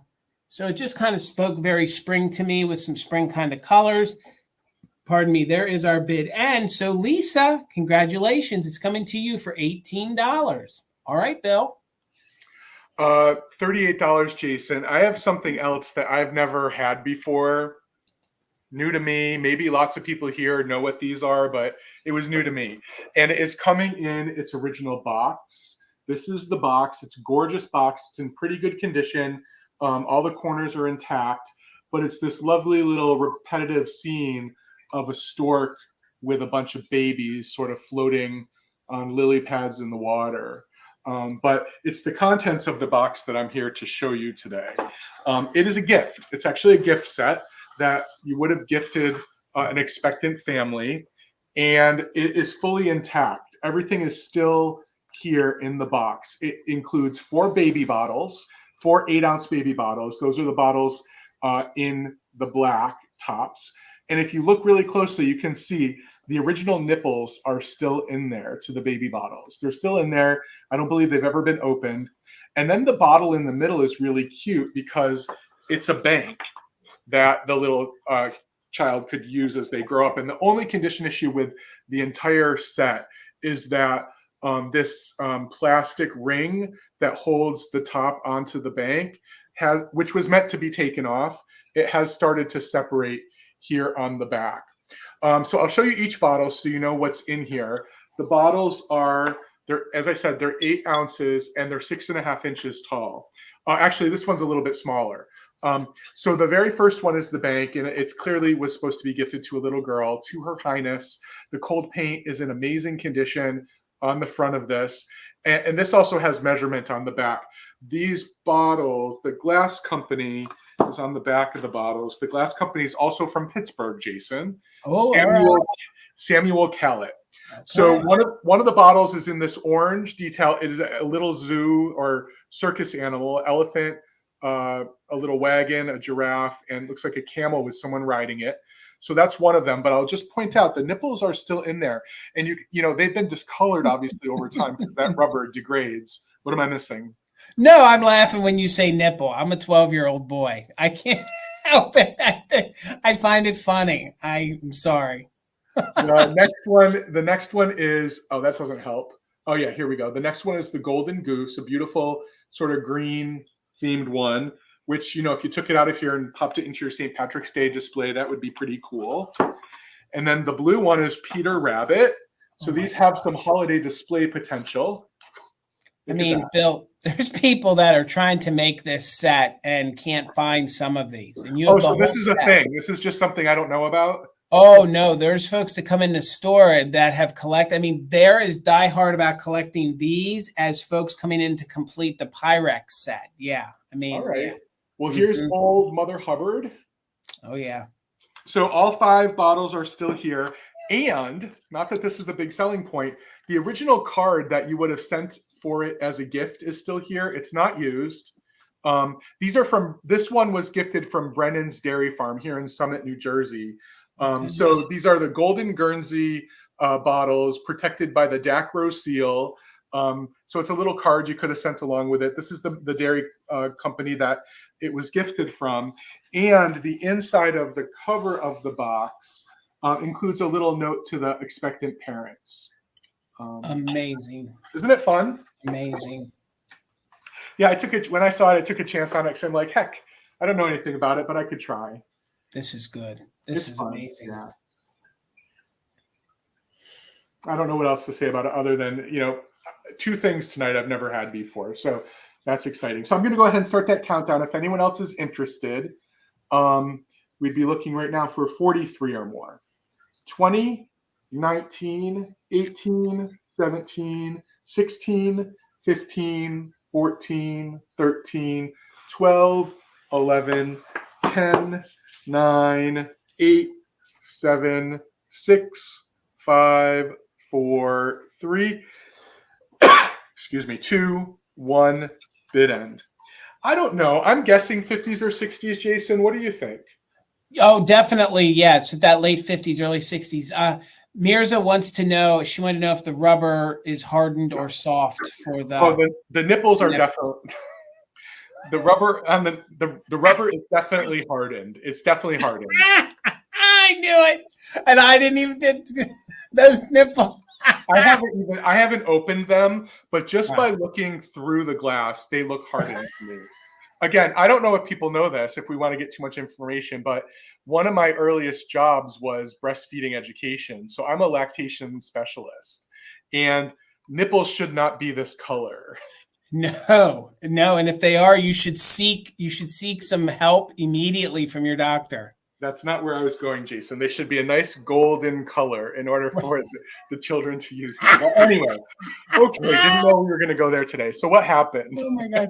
It looks like Kelly's taking them for 46. All right. Thank you all for your bids. Kelly, congratulations. Whew, man. All right. That one, whew, we don't want to lose our monetization. That one got rough. Let me get myself over here. I'm all flustered because you were saying nipple, Bill. All right. Guys, my next item like a health teacher, you were saying it in a different way. I was saying it like a health teacher too. I was learning, Bill. I was learning from you. When I purchased this item, I did not know it was damaged. Okay. How did I not know it was damaged? Because where it's located, when it sits, it displays well. When you look at it, you say to yourself, how did you miss it? Okay. So we're starting at just at $25. If this item had no damage, they can go for a couple $100. And this was my big risk piece of the night, so now I'm doubly nervous. So $25. I have a gorgeous piece of Capodimonte. It's in overall great condition from the 1950s. It separated here, and it has a repair. Okay, so you can see that's old glue on there. It does have a repair right where the bottom of the vase or urn hits the pedestal. So truth be told, when it sits and displays the way it sits, I had actually tilted it 4 different ways for Tina to see it. There is a little rub on one of the cherubs. Let me see if I can find it here. It is just a little rub right here at my finger. So it's in the gray part, but there is a little rub right there. So this is made by the GBR Capodimonte Company. And it is from the 1950s. It is in the traditional form of Capodimonte with the cherubs. There are some great details that are very Italian-esque, in it. Other than the repair, it's in very, very good shape. I know, Tracy, we all do. But again, I was really excited to offer this piece because I thought it was in perfect condition. So we won't waste too much time with it, but it does measure 10 inches tall. If you wanted to have a gorgeous piece of Italian pottery, and you don't care that it has been repaired in the center, for the $25, you can put it on display, and it actually, in essence, would be a couple $100 in pottery. So the inside wear is pretty good. They even did great detail. This is your vase or your urn. You can see the great depiction with the different naked cherubs. Again, it is very Italian, very 1950s. I love the piece. I don't think that center takes away from it. I was trying to do a lot more research on what exactly everything we're seeing here. Some of the vague descriptions that I get, it's very traditional Italian scenes, whether it be Michelangelo, whether it be all these other different Italian scenes and stories, they kind of mix it in with this early Italian lifestyle along with different cherubs and things. So again, you can see there is great detail. Oh, Gloria, thank you. I didn't see you. I see you in at 25, Gloria. Thank you so much. Other than the repair, and when you tilt it, you can see it. It's in very, very good condition. And I do believe that it will transport fine. That is old glue. I want you guys to see full transparency. But under any other circumstances, this would be a $100-200 piece of Italian pottery. So let me show you the maker's mark down here on the bottom. We'll spin it around here so you guys can see. And I researched the maker's mark, and it seems like they used this mark from some folks said the 40s, but it seems to be more into the 50s throughout the 1960s. And the company that made this, of course, is in Italy, and it is the GBR Capodimonte. That's everything that it kept coming up. So again, I wish it would not have been damaged, but other than the repair at the base and the one little rub, it's in very, very good condition. So took up enough time. Gloria, I see you're 25. We're looking for 26 or more. I think it's stunning, but again, I'm sorry that it's repaired. So let's count it down. We're looking for 26 or more on the gorgeous piece of Capodimonte. I know, Gloria, I think it is very gorgeous, and it does display very well. If you put this on your entryway table, you got to look really, really hard to see that. So 26 or more, we'll count it down from 20, 19, 18, 17, 16, 15, 14, 13, 12, 11, 10, 9, 8, 7, 6, 5, 4, 3, 2, 1, bid end. And of course, they have a lot of other pieces in the same series that you can add to this. But this is kind of one of their big Holy Grail pieces if you're looking to collect. So Gloria, thank you so much for the 25. And we'll wrap it up for you, and it's coming to you. Thank you so much, Gloria. All right, Bill. $7 for choice, Jason. Right. And I have two children's books from 1945. They are two books that were in a series of 4, and they are children's puzzle books. They are hardcovers. They both still do have their paper covers on them, but each of them has little condition issues with the paper covers. But the great thing about these books is that the hardcover is still in the same design if they're too damaged for your liking. So these are marketed as books that a child can use to entertain himself. That's a problem. For hours and days with the many interesting riddles, problems, and pencil games. It's really, really a cool book. There's all of these little sort of brain twisters. Some of them are like puzzles for kids to figure out. And as you can see, 1945, it's only printed on one side. Now, as I said, there are 4 of these. This is the emerald green one. It's called Emerald Green. This one is for children from 11 to 13. And it actually has worksheets in the back for practice problems. I just thought this would be fun if you had kids in the house. They're both 100 pages long with answers in the back, but tons of fun things to do. Tons of fun things to do, and to actually, make scans of, share them with family members, put them in stockings. And then I also have Sunny Yellow. Sunny Yellow is the puzzle book for a different age group. This is the puzzle book for the 9 to 11-year-olds. And this one has sort of, because it's for younger children, it has easier sort of puzzles and riddles. There's nothing wrong with either of these books, except in Sunny Yellow, one child in pencil on one dot to dot, not this one, but on one dot to dot, they did complete it.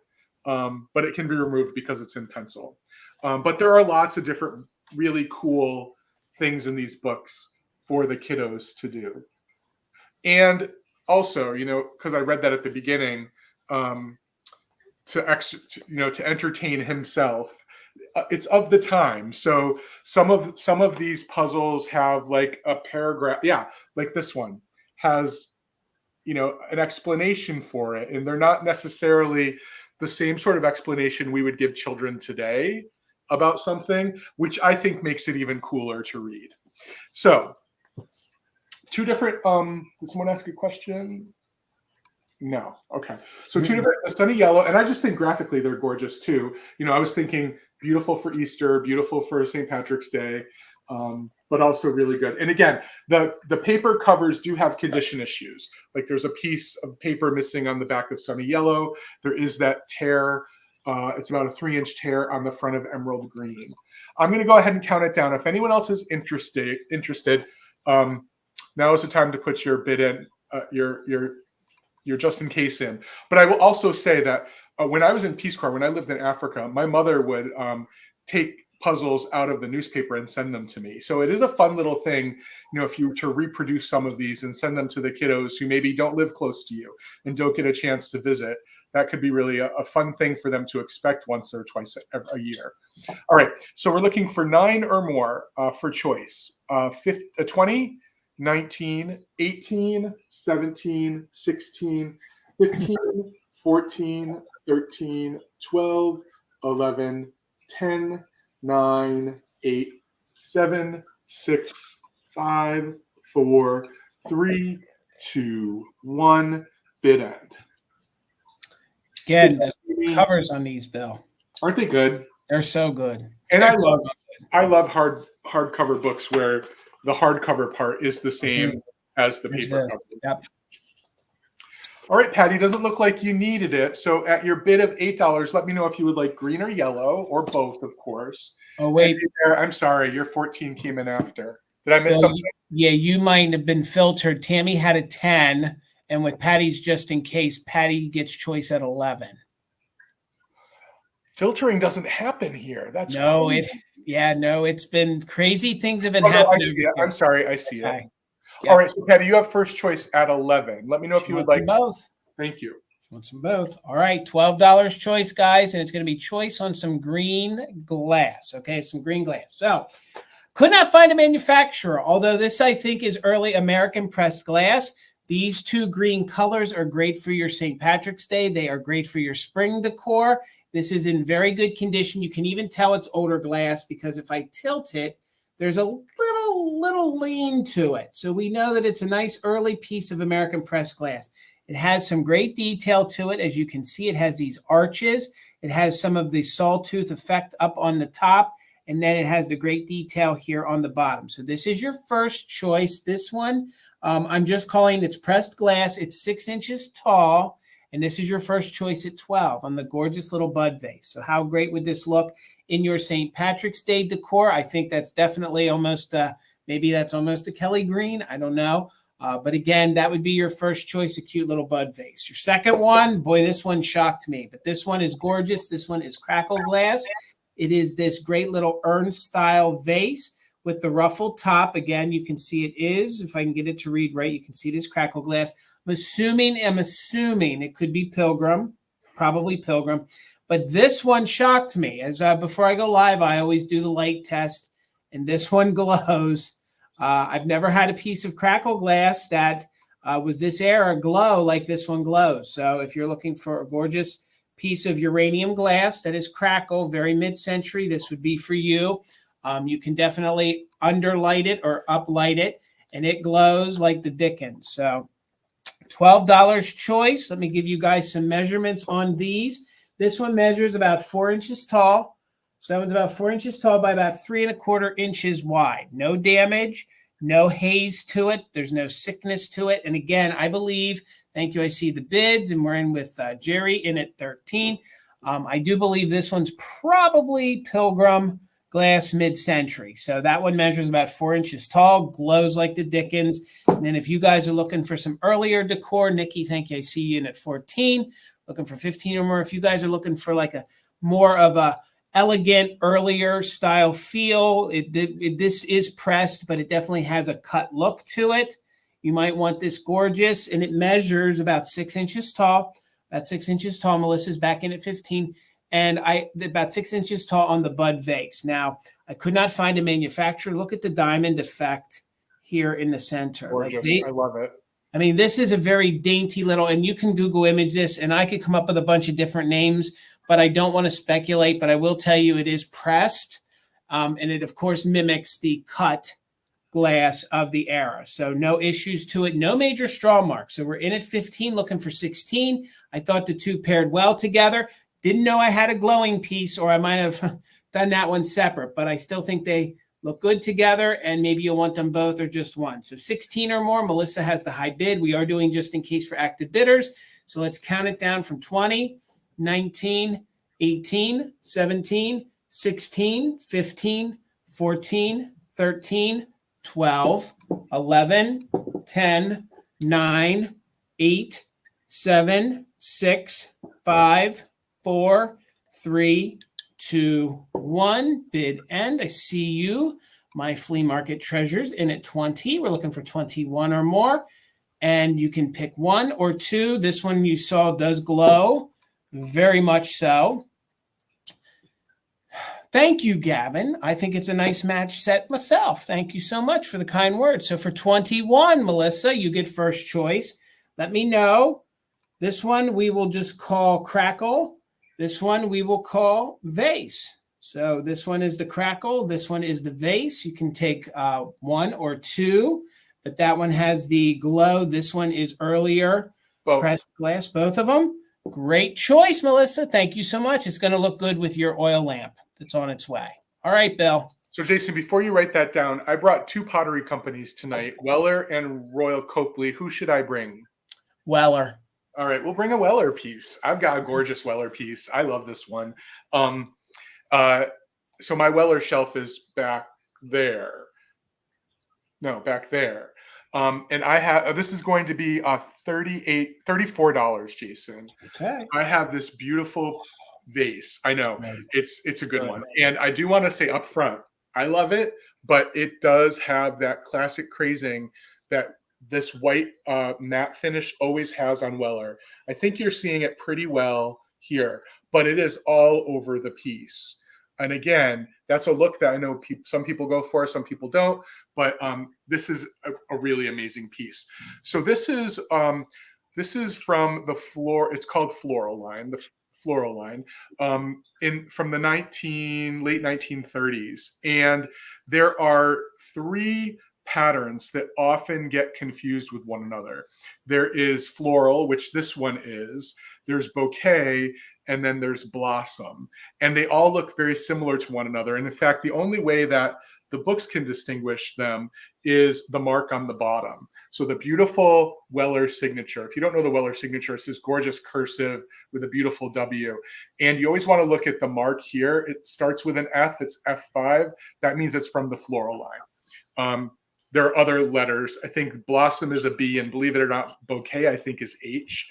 Not really sure. But anyway, there are these beautiful blooms all over it. These 5-petaled blooms all over the vase. So pretty. It's got the 2 handles. So it's one of the urn-shaped vases. No other condition issues other than the crazing, and blooms that come out of the handles on both sides.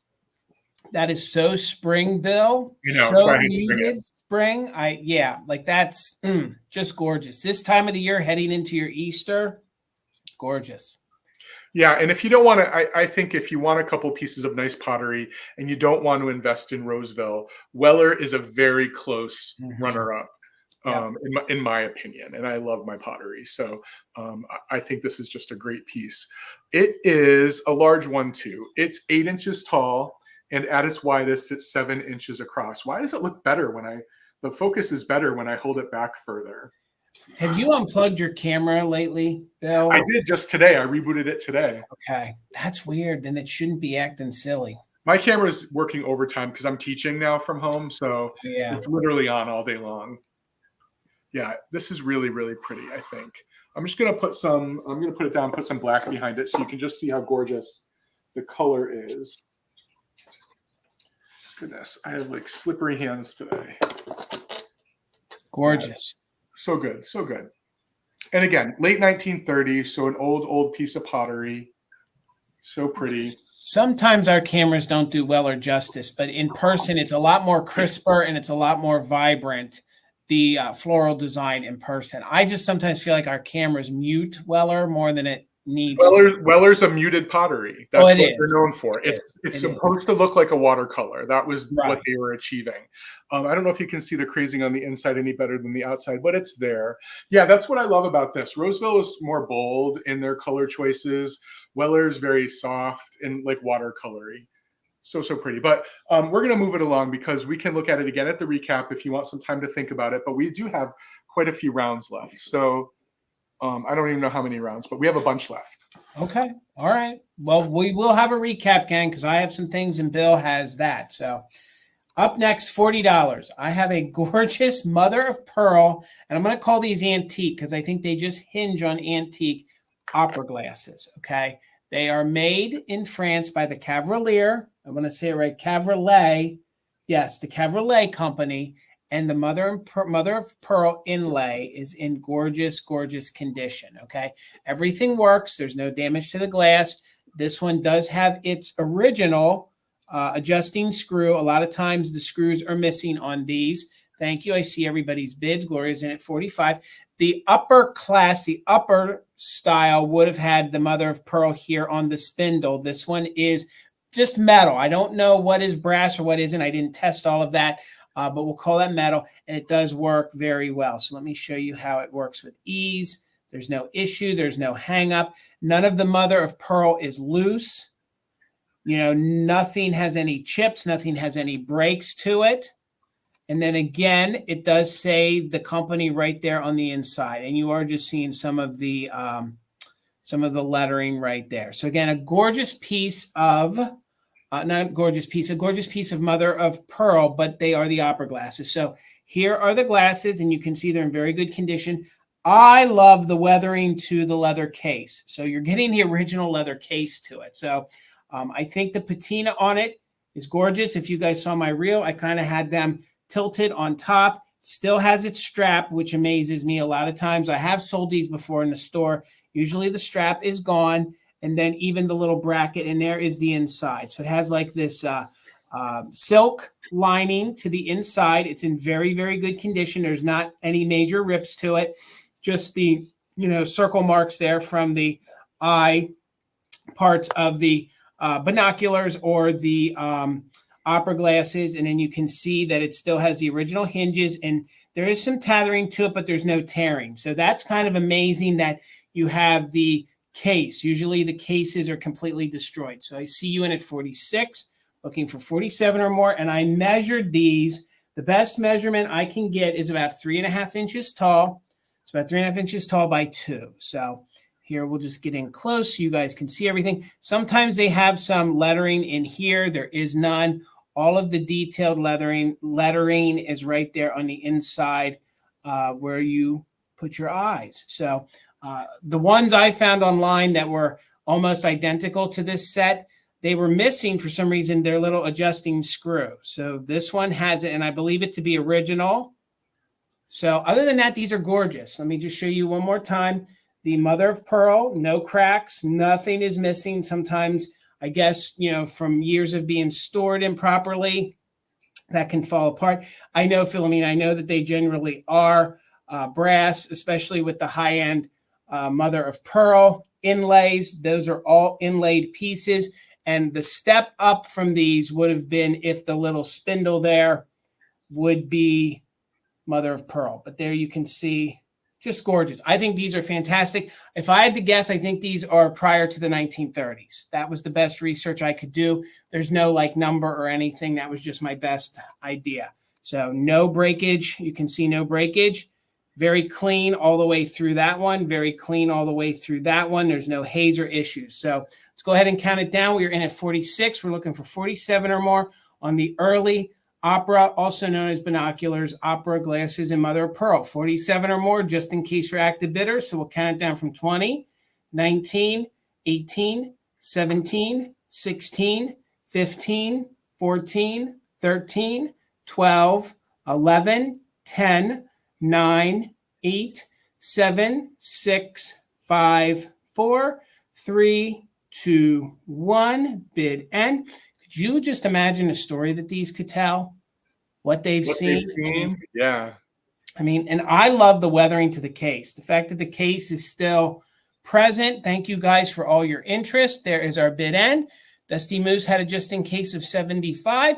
But Gloria had a just in case of 125. So for 76, Gloria, congratulations are coming to you. All right, Bill. $15 for choice, Jason. And it wouldn't be a sale with Jason and Bill if we didn't bring some couple rounds of Fenton. So I have some Fenton. I didn't mean to bring shoes again this week, but because I'm thinking Easter and St. Patrick's Day, I pulled these two from the collection, and they are special in their own sort of way because they, in addition to being beautiful pieces, they are hand painted. I mean, actually you can see on the lilac one in the front, the heel of the shoe is actually fully glittered. It's a glittered heel. It's That is neat. the lilac one is an anniversary. It's an anniversary piece. So let me show you that one first because I was thinking Easter, springtime. This is the 95th anniversary daisy and button lilac mold with the cat head on it. And I hope you can see just how beautifully it's hand painted and glittered all over. Actually, that heel is fully glittered. It is signed by the artist V. Klein, and it does have the Fenton stamp on the bottom.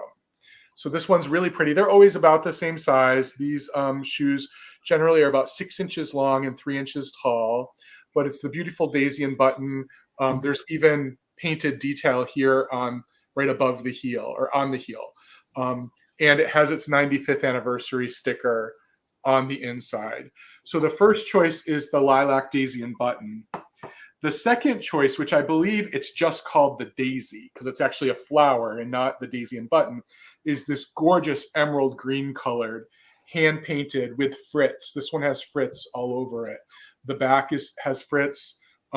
It's a beautiful floral pattern. I don't know if it's coming through. And then there's this beautiful hand painting here on the front of the shoe. It does have a Fenton stamp. This is not an anniversary piece.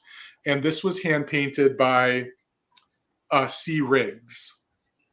Bill, have you had these for a while? These are doggone good shoes. Like I'll call it lavender. That one is it's a difficult one to find. Well, yeah, that's the anniversary one. That's the one that came out probably the 95th anniversary, I think, was 1994, I think. Oh gosh, I think you're right. But I just mean that color in general. Right. That well, you color don't see that color in daisy and button ever, really. Yeah, I had a slipper because you see the smaller ones are the slipper.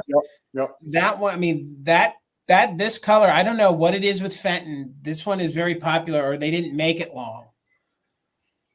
Yeah, I agree, Gavin. I'm really gravitating toward this emerald green color recently too. The green glass seems to just come in so many different hues, but this striking emerald color I think is so cool. I'm just going to rotate them so you can see the hand painting, how great it is. But the heel on this one kills me. Look at that heel. It's something like Joan Crawford would wear. They were going to Studio 54 in that one. Right. Yep.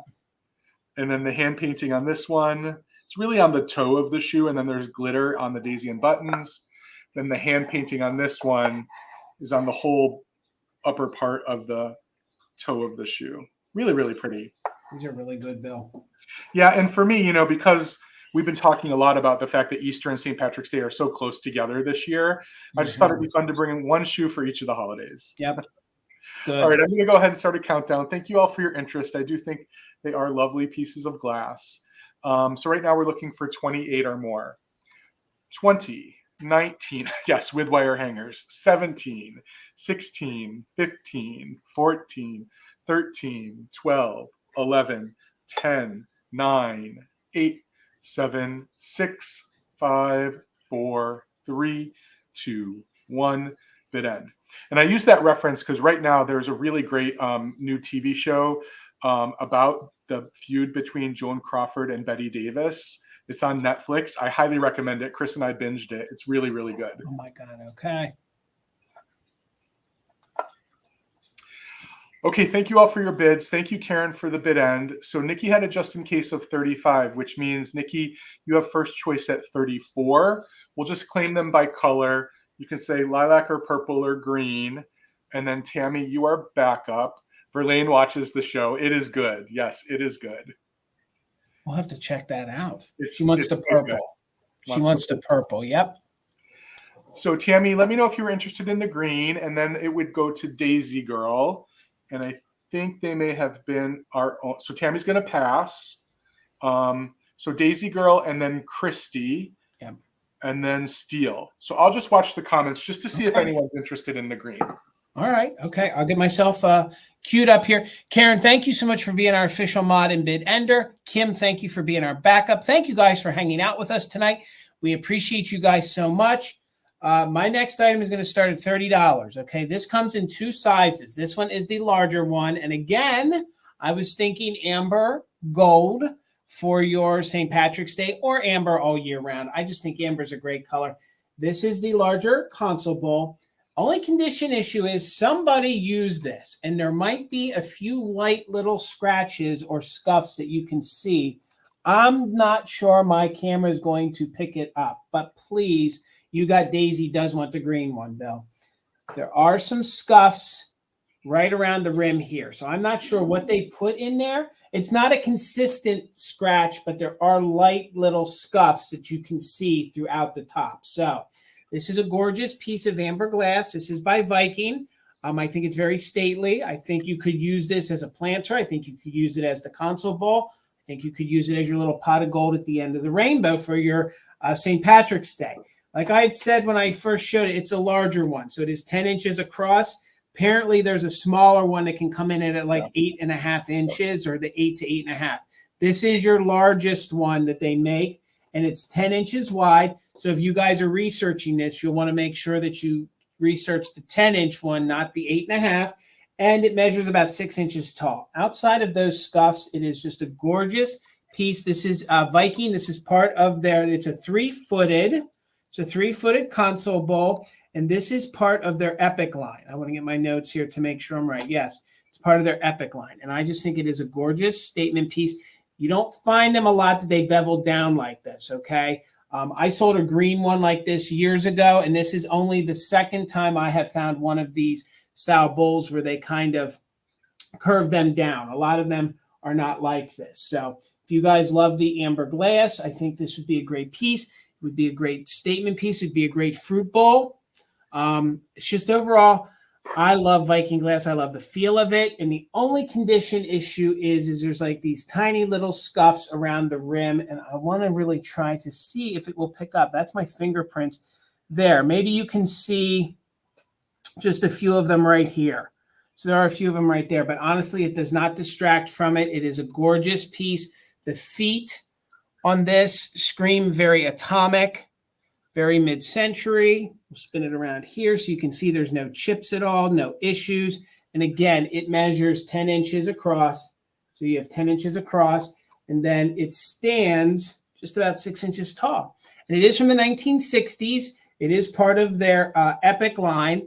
So you guys can do all sorts of different things like this. I mean, with this, you could, like I said, use the vessel as a planter. I would use it as a candy dish. I think it would make a very nice candy dish. You guys could put some fairy lights in there and light it up if you want to. But I just thought for your St. Patrick's Day, if you guys had some of your greens, I think some of the greens, look at that. Doesn't that read very gold to you? Yeah, I mean, it does to me, especially when you do the aesthetic of the different colors with it. So again, not much more that I can say, except it's mid-century. It is Viking, and it is part of their Epic line. It does have the curved top, which you don't see that often in some of their console bowls. But maybe maybe folks need to think about it. That's okay. We are going to keep it moving, but it is $30 if anybody's interested. That is a cute little green vase.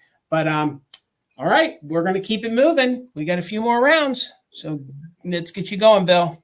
I love the turn down lip on that piece. I do too. It always makes me wonder if it could be tipped over and you could put your vegetables in it like that with a little dip at the top. You could. It would be safe. You could.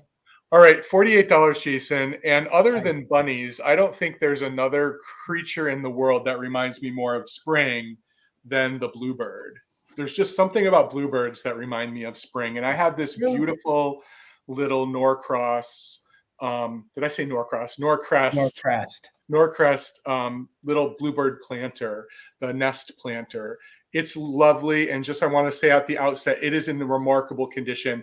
I've seen a few of these before in stores, but never picked them up because the flower gets a little chippy or the beaks are gone or the wings. The only condition issue to report here is a minor little rub right here at the end of the leaf. It's just a bit of paint loss at the end of the leaf.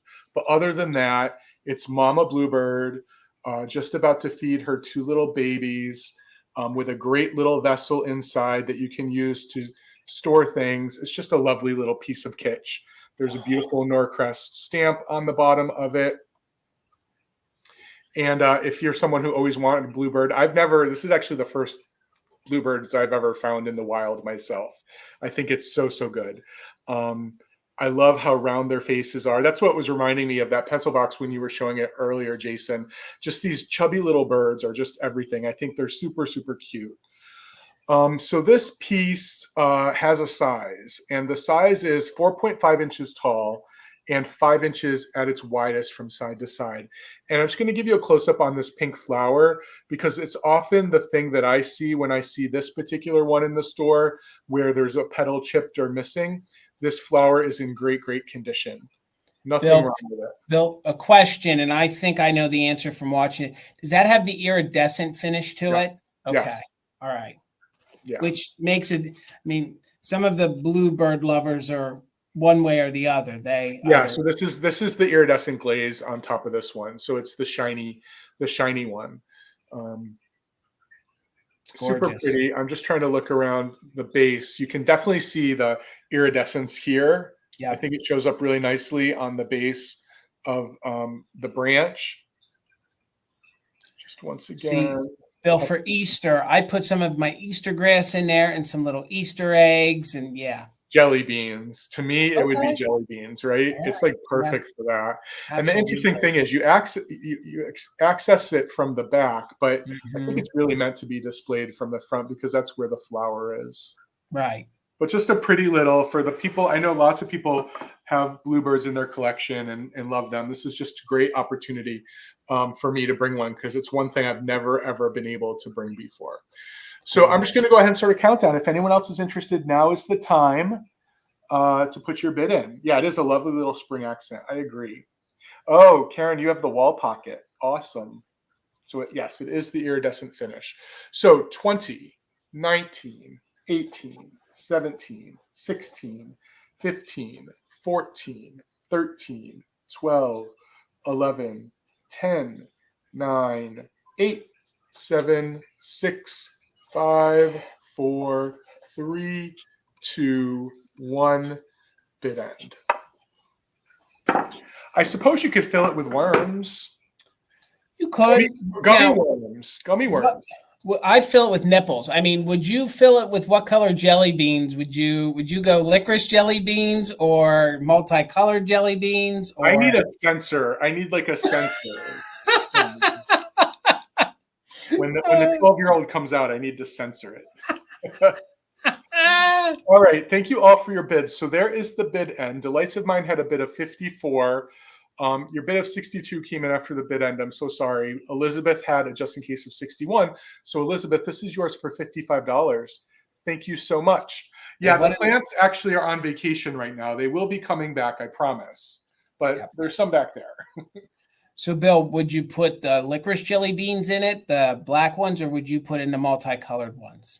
Definitely multicolored. I've got to have fruit flavored jelly beans. Okay. You're not a fan of the licorice flavor.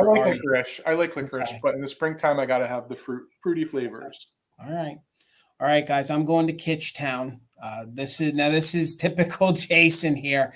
$12 choice, and it's on some bone china salt and pepper shakers. Okay. So if you guys love miniatures and you love bone china and shakers, it's all wrapped up into one. Jason needs a filter. Yes, I do, Robert. So $12 choice. They're in very good condition. First off, we have the little piggies with some details of the little flowers, and I'll show them to you closer.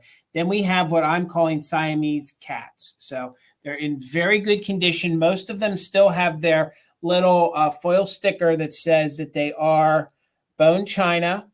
So they are bone china if it wants to focus. So Christy, I see you in at 12. Thank you so much. And then here is one little piggy. I think one is eyes opened and one is eyes closed. So here's the one with the eyes closed.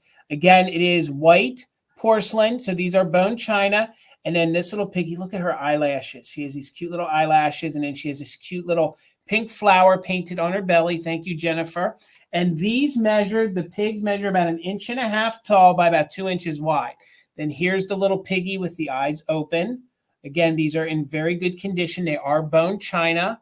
They do have their original stickers on them. They do have their stoppers. And these are just delightful. I love these little ones because if you guys collect shakers, and you have those little spots, you can tuck these in with your bigger ones. So this is your first choice, the little piggies, and we're in at 13, looking for 14.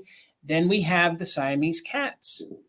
So there's that one. I love how they have the tail curling around.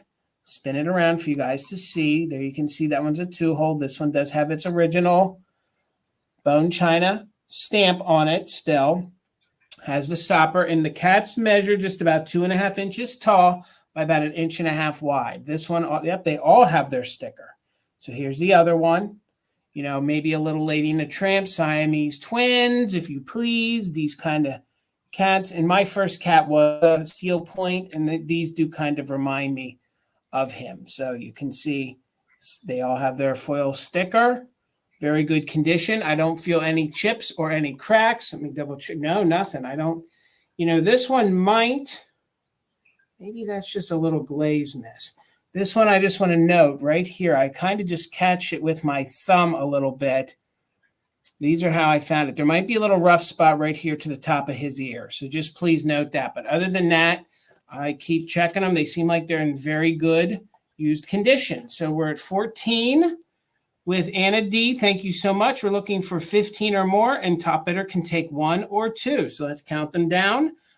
Pigs or the kitty cat. So 20, 19, 18, 17, 16, 15, 14, 13, 12, 11, 10, 9, 8, 7, 6, 5, 4, 3, 2, 1. Bid end. We're looking for 15 or more. The bid end from Karen G. Thank you so much, guys. I see you, Melissa, in at 15. Let me sit them down. And top bidder can pick the little piggies or the little kitty cats. And there is our bid end. So with everything that came in right there, Jennifer had the top bid just in case of 18. But Christy, you had a just in case of 22. So for 19, Melissa, your 20 did come in after the bid end. So for 19, let me know, Christy, if you wanted the kitty cats or the pigs. And if you guys collect bone china or miniatures, maybe you want them both. And then Jennifer, you'll have backup at 18. Melissa, and it might get back to you just in case. All right, both. They're both yours. Thank you so much and congratulations. All right, Bill. $28, Jason. If anyone is interested in adding some beautiful classic Royal Copley pottery to their collection, I have probably, I think, one of the signature pieces of this pottery company. I have the gorgeous Royal Copley rooster, which I think for many decors today, farmhouse and country and shabby chic and the chippy stuff, that it's really highly desirable. And one of the great things about this particular rooster is that the beaks, like the bluebirds I was just saying, the beaks are not chipped, nor is the comb. And that's a pretty common feature of this piece. But it's that sort of that painted look that we see a lot from 1950s, 60s, and early 70s pottery. Royal Copley has the classic 2 unglazed lines on the bottom, so it can sit in the kiln because it does have a glazed bottom. And unfortunately, there are imitations of this piece. However, I actually am offering 2 pieces for the set because I also have the matching hen. And she is in just as good condition as the rooster is, and they need to stay together. But what's remarkable here, and I rarely see this, and I've owned these a bunch over time, she still has the Royal Copley sticker on her. No one ever removed it. And it was because of its location, they were commonly removed. And actually, you can actually see the remnants of his sticker here. I didn't decide to clean it, just in case somebody wanted it there for some reason. But again, they are both in remarkable condition. And I love looking at them next to one another because it does show the difference in this species of bird, the difference between what the male and the female bird looks like. I just think they're super, super good. The glaze on this is beautiful. I remember my grandmother having these and the Royal Copley pheasants. Do you remember the Royal Copley pheasants with those really long tails? Oh my gosh, love them so much. And as you can probably guess, just by how I'm holding them, they are sizable. The rooster is, I'm sorry, I always make people wait for me to find it. The rooster is 8 inches tall. The hen is 7 inches tall. And they're These are just fantastic.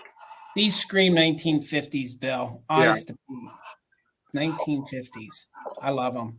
We have some in our kitchen. We actually have the largest size that you can get. It's almost that's a big one too. Yeah, like the old store ones, ones that we would have had it in the top of the display. Yeah, we had a larger collection of these. I love these. Yeah, they're so good. All right, thank you all for your interest. I'm going to count it down. I think after this we have 2 more rounds. So Jason has 3 more rounds. So right now I guess we'd be looking for 56 or more, and this is for the pair. They are staying together. 20, 19, 18, 17, 16, 15, 14, 13, 12, 11, 10, 9, 8, 7, 6, 5, 4, 3, 2, 1, bid end. I also think this is a piece that's nostalgic for a lot of people. I think a lot of people knew someone in their lives who had this somewhere in their home. Mm-hmm. I actually know people that used to decorate their lawn with these. Yeah, why would you do that? Oh, no. It's not good for them, but yeah.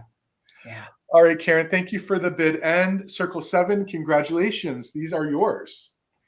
All right, guys, $12. And if anyone's new to us tonight, please make sure you're emailing me and Bill all of the information. We need your real name, your YouTube screen name, your full address, and an email that we can get your invoice to. It'll be a PayPal invoice. So please, if you're new to us, just please email us. That way we can get you invoiced. So just $12.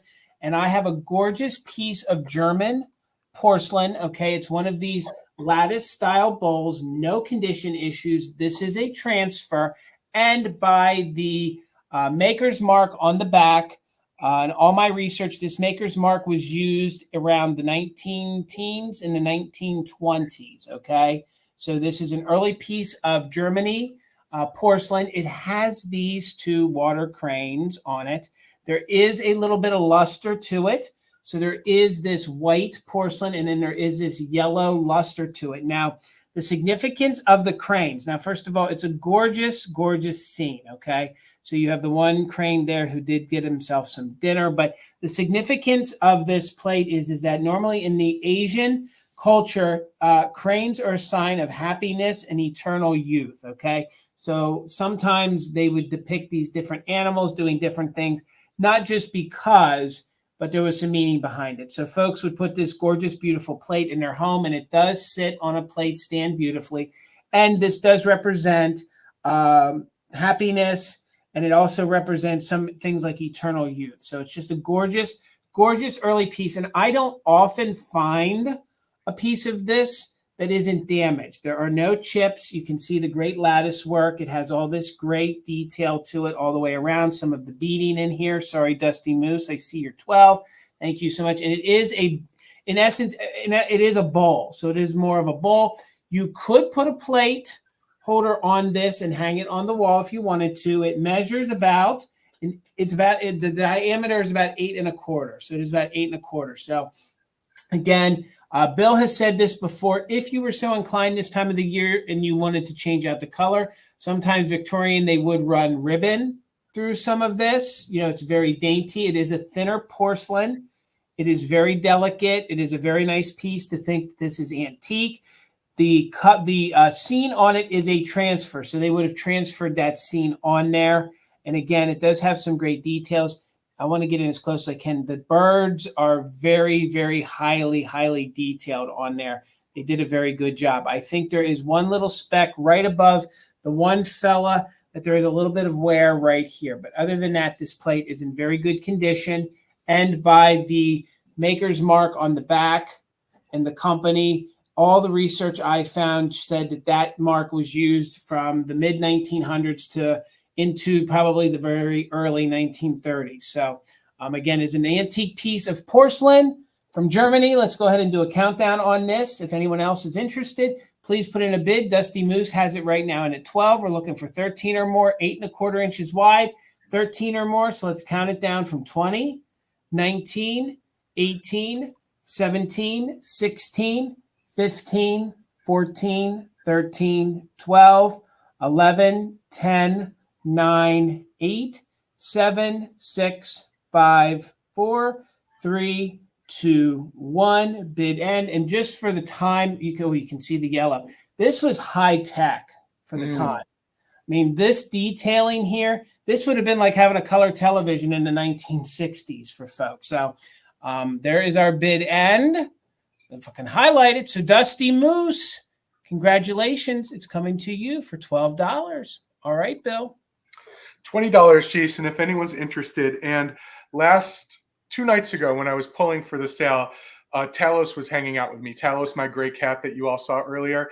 And I asked him to pick something out to bring from my inventory. And this is what he chose. He wanted me to bring a little kitty tonight. And this is one of the Fenton hand-painted glass cats.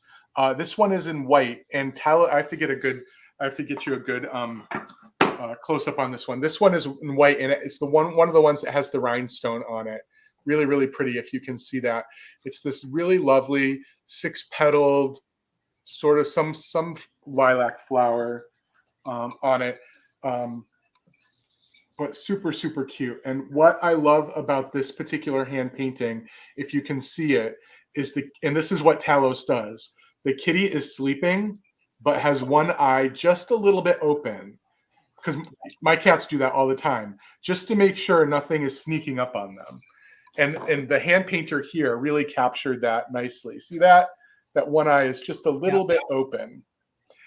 So this little piece of glass was painted by P. Pettit.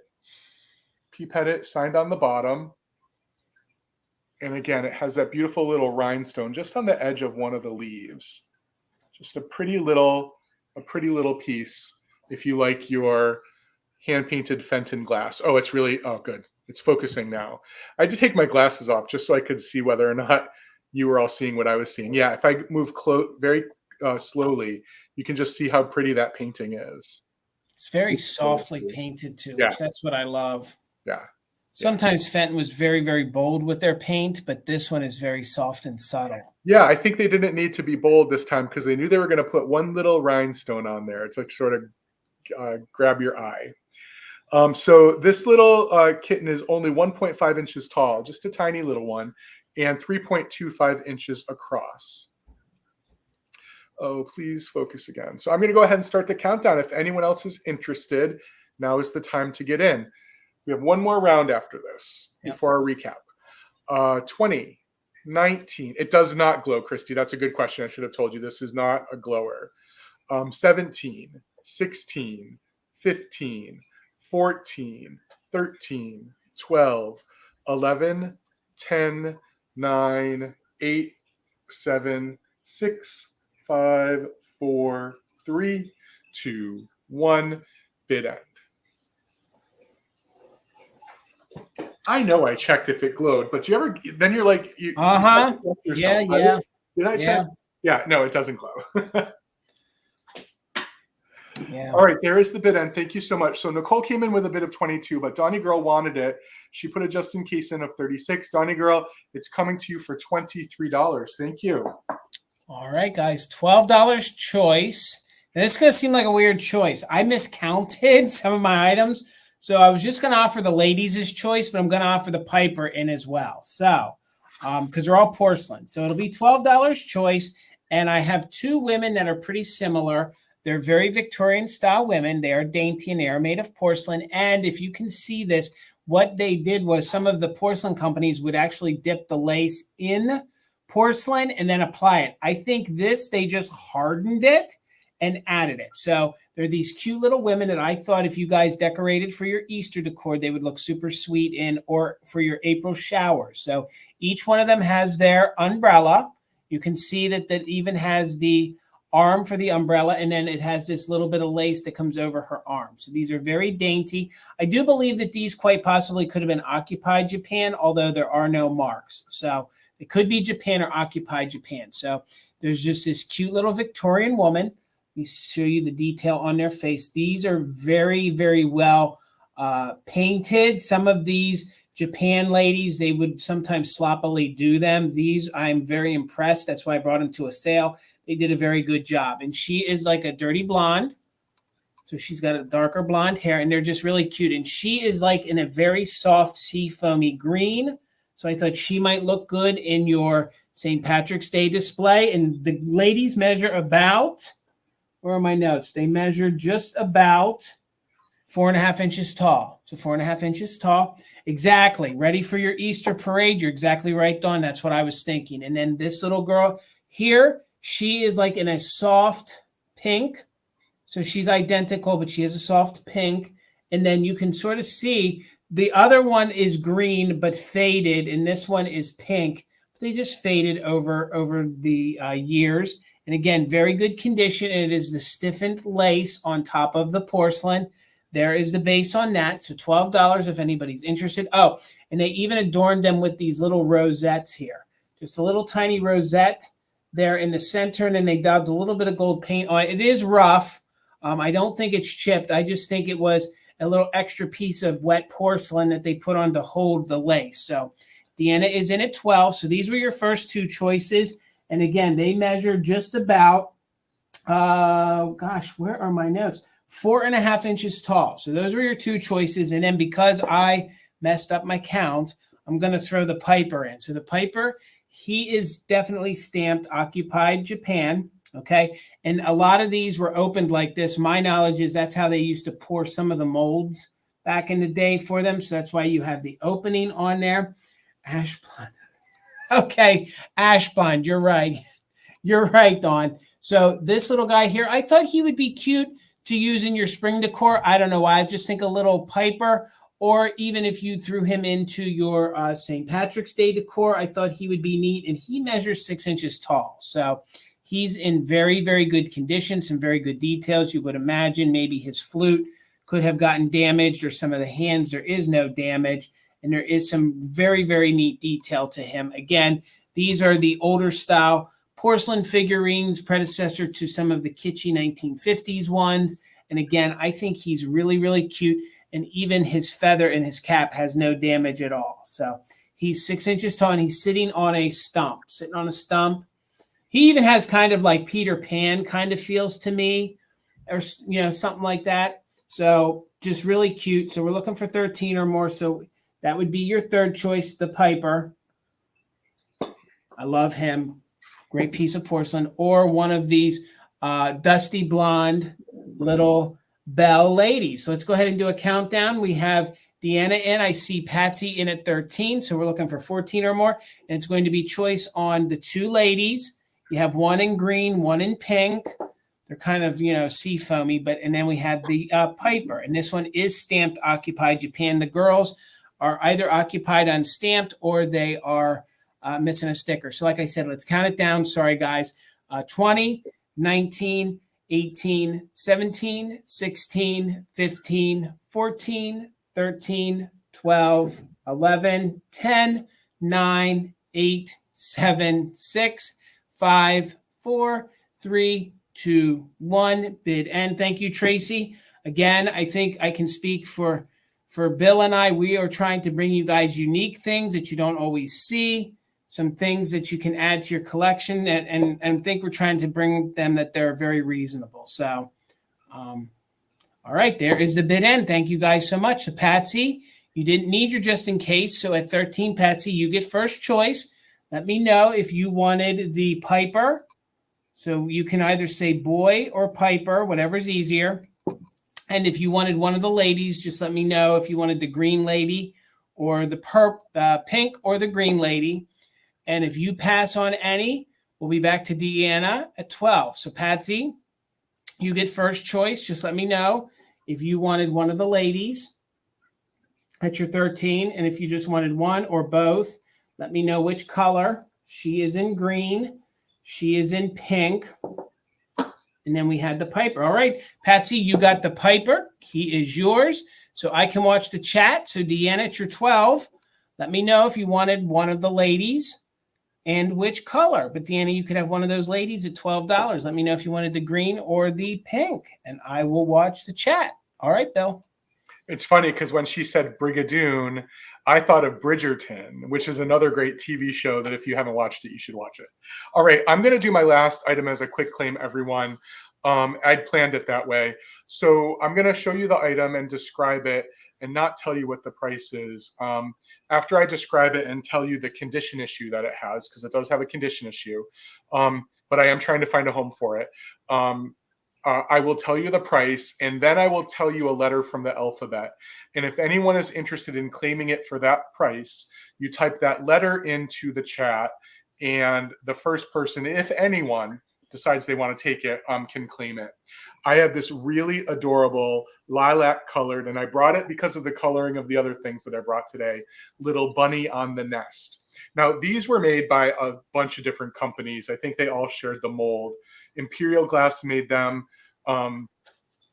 Mosser made them. Westmoreland made them. This one is not marked on the bottom, so I know it's not Westmoreland because they always marked the bottom. And Ellie Smith actually made most of them. So this might be an Ellie Smith, or it might be a later Mosser. I don't know.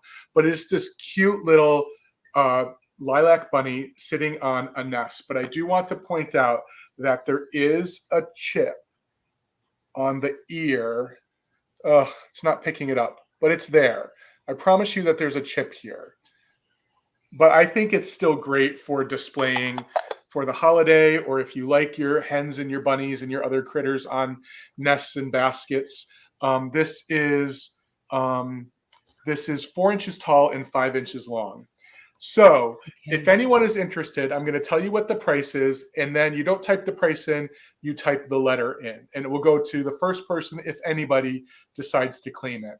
So if anyone's interested in the glass lilac bunny sitting on the basket, it will be $10, and the first person to type the letter P. If you're interested in the bunny, the letter P will get you the bunny. And I'll just watch the chat, Jason. All right. $12 for my last item. Get myself over here. And it is, I'm going to tell you what I speculate. There were a bunch that came in. Sorry, Jason. So Daisy Girl, you're the first one I see. Thank you so much. You got it. All right. So this is an early brooch that I'm offering up at $12. Okay. So Bill, I'm going to need your help then with some of these flowers. I think these are bell flowers over here with the little. Seriously, Jason? If it focuses. I think they are. I think they're like Lily of the Valley style flowers, maybe. The little round ones? Yes. Those are Lily of the Valley. Lily of the Valley. That's what I thought. I thought that was Lily of the Valley. And I was like, what do you mean bellflowers? I always, as a kid, we always called them bellflowers because they looked like little bells hanging. So it's Lily of the Valley. But this is an early brooch with, of course, Scotty Dog, and then there's a little chain on it. And then this is another Scotty Dog facing you, which that's what I love. Okay, so he's like, whoop, really scared and crazy. Now, from the way the pin back is on this, I believe that this is probably from the 1930s, okay? So I feel like somebody was testing this, and you can see where they kind of scratched it right there, okay? So with the way this feels, and I started to dig deep and do some research, in the 1930s, now I don't know this for sure, but in the 1930s, they would paint some Bakelite brooches, okay?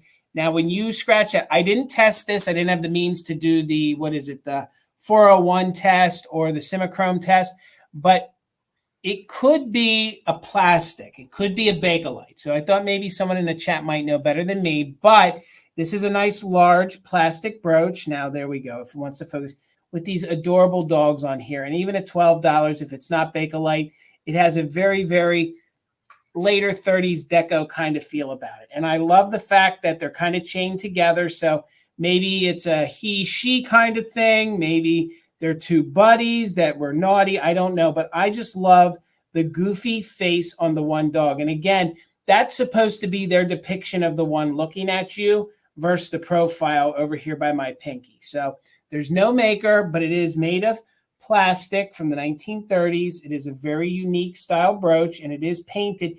And this would have been a technique that they did in the 1930s because they were selling some higher end jewelry. And this would have been their take on painting the plastic so that this would have been costume jewelry. Okay. So this would have been their way of it looking like more of a precious metal. during the Depression, that's what they did. They would paint these plastics. So you can kind of see a little bit is worn away there. So about 3 inches wide. He is a larger one. Thank you so much, Tracy. I think it is too. It's a very, very unique pin. Philomena, I see you in a 12. Thank you so much. If you guys love Scotty dogs or just older jewelry, I think it's a neat piece. And again, pure speculation. This could be painted Bakelite. Okay, that was a technique they did in the early 1930s.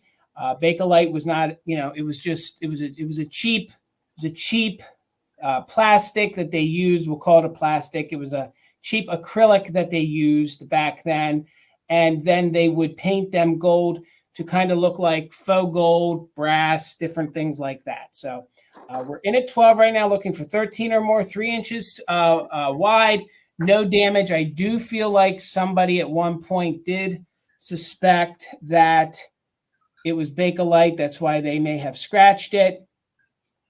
What does she think? Catalan. Catalan? Okay, no, that technique I'm not that style or that I'm not familiar with. I'll have to research that. So, but I just can tell you that from the detail, it's a higher quality piece. And again, I only today started to do a little bit of research on it and realized that it quite possibly could be painted Bakelite. So let's go ahead and count it down. We're looking for 13 or more. We are doing just in case if you're an active bidder. So, okay, hold on here. Is that Catalan is the name that they used when the Bakelite copyright expired. Okay. So it's the same substance. It's just post Bakelite. Okay. All right. And film it. All right. So I was getting close. So I'll give myself credit that I got that close, that I at least got that in the ballpark. So, all right, let's count it down, 13 or more. So we'll count it down from 20, 19, 18, 17, 16, 15, 14, 13, 12, 11, 10, 9, 8, 7, 6, 5, 4, 3, 2, 1. Bid end. Again, this is not a piece that I have sold before, and if I have, I sure as heck didn't know it, but it's just a gorgeous, gorgeous pin or brooch. All right, there is our bid end. Thank you guys so much. Christy, your 14 did come in after the bid end. So Philomena, it's yours for 12. Thank you so much, guys. We got a recap, so stick around. I think it's so funny that costume jewelry is named costume jewelry because I don't know anything about jewelry. But Right. when people tell me that something is precious and something is costume, I typically like the costume jewelry more than the precious shiny stuff. I hear you. Philomena, you got it. We'll send it to Karen G. Thank you so much. Oh, that's sweet. Sweet. Thank you, Philomena. All right, so we have a small recap tonight, everyone. So this is the part of our broadcast where we are going to show anything that wasn't claimed earlier one more time, just in case someone wasn't here or you wanted a little bit of time to think about it or you had some questions about it. Now is the time to ask. So we're going to show you an item, and it works the same as the regular sale does, except we just move a lot more quickly. We'll show you the item, we'll say what the start price is, we'll describe it, and if a bid comes in, we'll wait a few seconds and we're going to start the countdown. So if you see a bid comes in and you're also interested, you need to get your bids in quickly during the recap because we do move it along quickly. Karen Gillette will remain our bid ender during the recap, and the just in case option remains in effect during the recap as well. All right, Philomena, I see your message. You got it. Absolutely. Thank you so much. And we'll get you over here, Bill. So I have one item starting at $34. If anyone was interested in the beautiful Weller vase from the Floral line, it's the urn vase. It is 8 inches tall, 7 inches at its widest, with the beautiful blue flowers and the F mark on the bottom, which indicates that it is from the Floral and not the Blossom or the Bouquet line, and the beautiful Weller sticker or stamp. The only thing to know about it is there is crazing all over the surface of it. Beautiful, beautiful crazing. So if anyone's interested in the Weller, it is $34. All right, guys. I'm going to bring, I agree with you, Dawn, the vase that had damage. I will offer that up during a quick claim. So if you guys came for that, I'll show that to you. But I had a few things. So for $40, I had the set of 4. You're going to get all 4, no damage at all. They are made by Norland's. So it is the complete set of 4 Easter bunnies or 4 rabbits you can keep out all year long. I will show you that they are marked Norland's. So no damage to the ears. And again, 40 for all 3. It's very seldom that I find rabbits that don't have damaged ears, and very seldom that I find Norland's ceramics to boot. So if anyone's interested in the set of 4 rabbits, you would just put rabbits, and there you can see the original sticker, rabbits. It would be 40. You're going to get all 4 of them. They do range in size. That one is 5 inches tall. This one is 4 3/4 inches tall. And that one's coming in just at about 3 inches tall. So let me set these to the side because I don't want these to get broken. But if anybody was interested in the Norland rabbits, they were $40. And if anybody's watching this on a replay and are interested in Bill's Weller or anything I'm showing, please feel free to email us and the description below, and we'll do our best to get you invoice for them.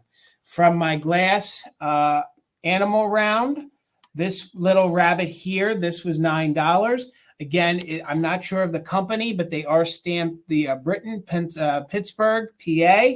He is the milk glass rabbit with the red details. New old stock, still in its original box. He measured just about 2.5 inches wide. So if anybody's interested, you would just put rabbit, and that was $8. If I said 9 earlier, I'm sorry, that's what they were claimed for. So that's $8 on the rabbit. So $8 on the rabbit. Bear with me here, Bill. No, it's all good. Straight here. So for $30, I had the Viking console bowl. This is the 3-foot part of the Epic line. There are a few little scuffs that go around the rim here. So Christy, I got you for the rabbit. Thank you so much. Let me write that down real quick. So I got you for the rabbit in at 8.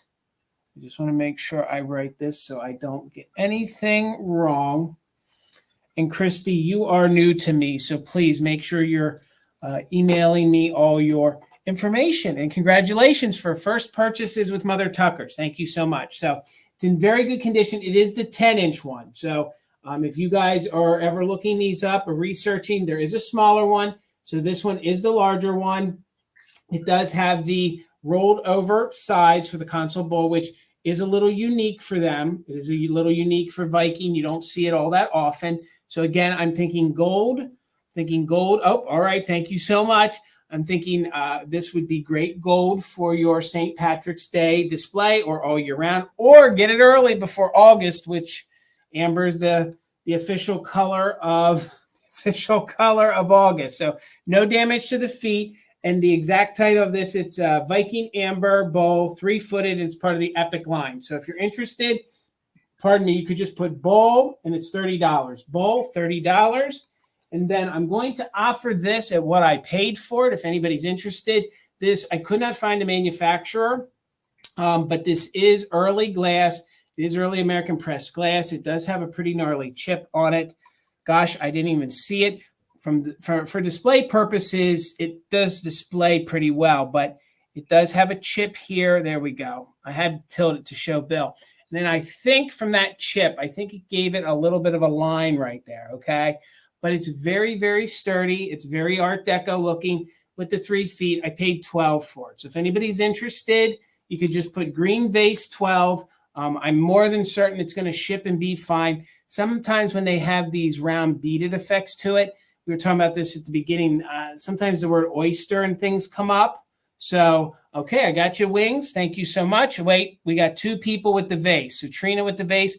All right, guys, we'll do a quick countdown. Should I do a countdown or just offer it? We did it as a quick claim. So Wings, you get first choice. You get the first because it was a quick claim at 12. So Wings, the vase is yours at 12. We'll just do that as a quick claim. So let me write that down and get you up here, Bill.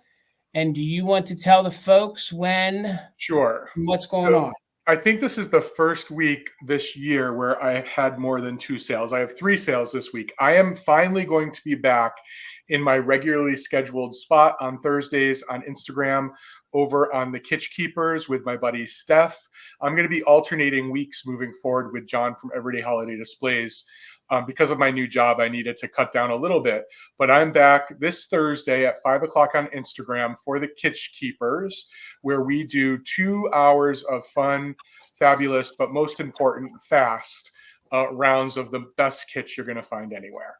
And then on Friday, here on YouTube, on Mother Tucker's channels, if you like the Valentinos, we are back here on Friday. It's Jason and myself and the other 2 guys, John from Everyday Holiday Displays and Brian from Mid-Century Mister. That's 8 o'clock on Friday here on Mother Tucker's YouTube channel.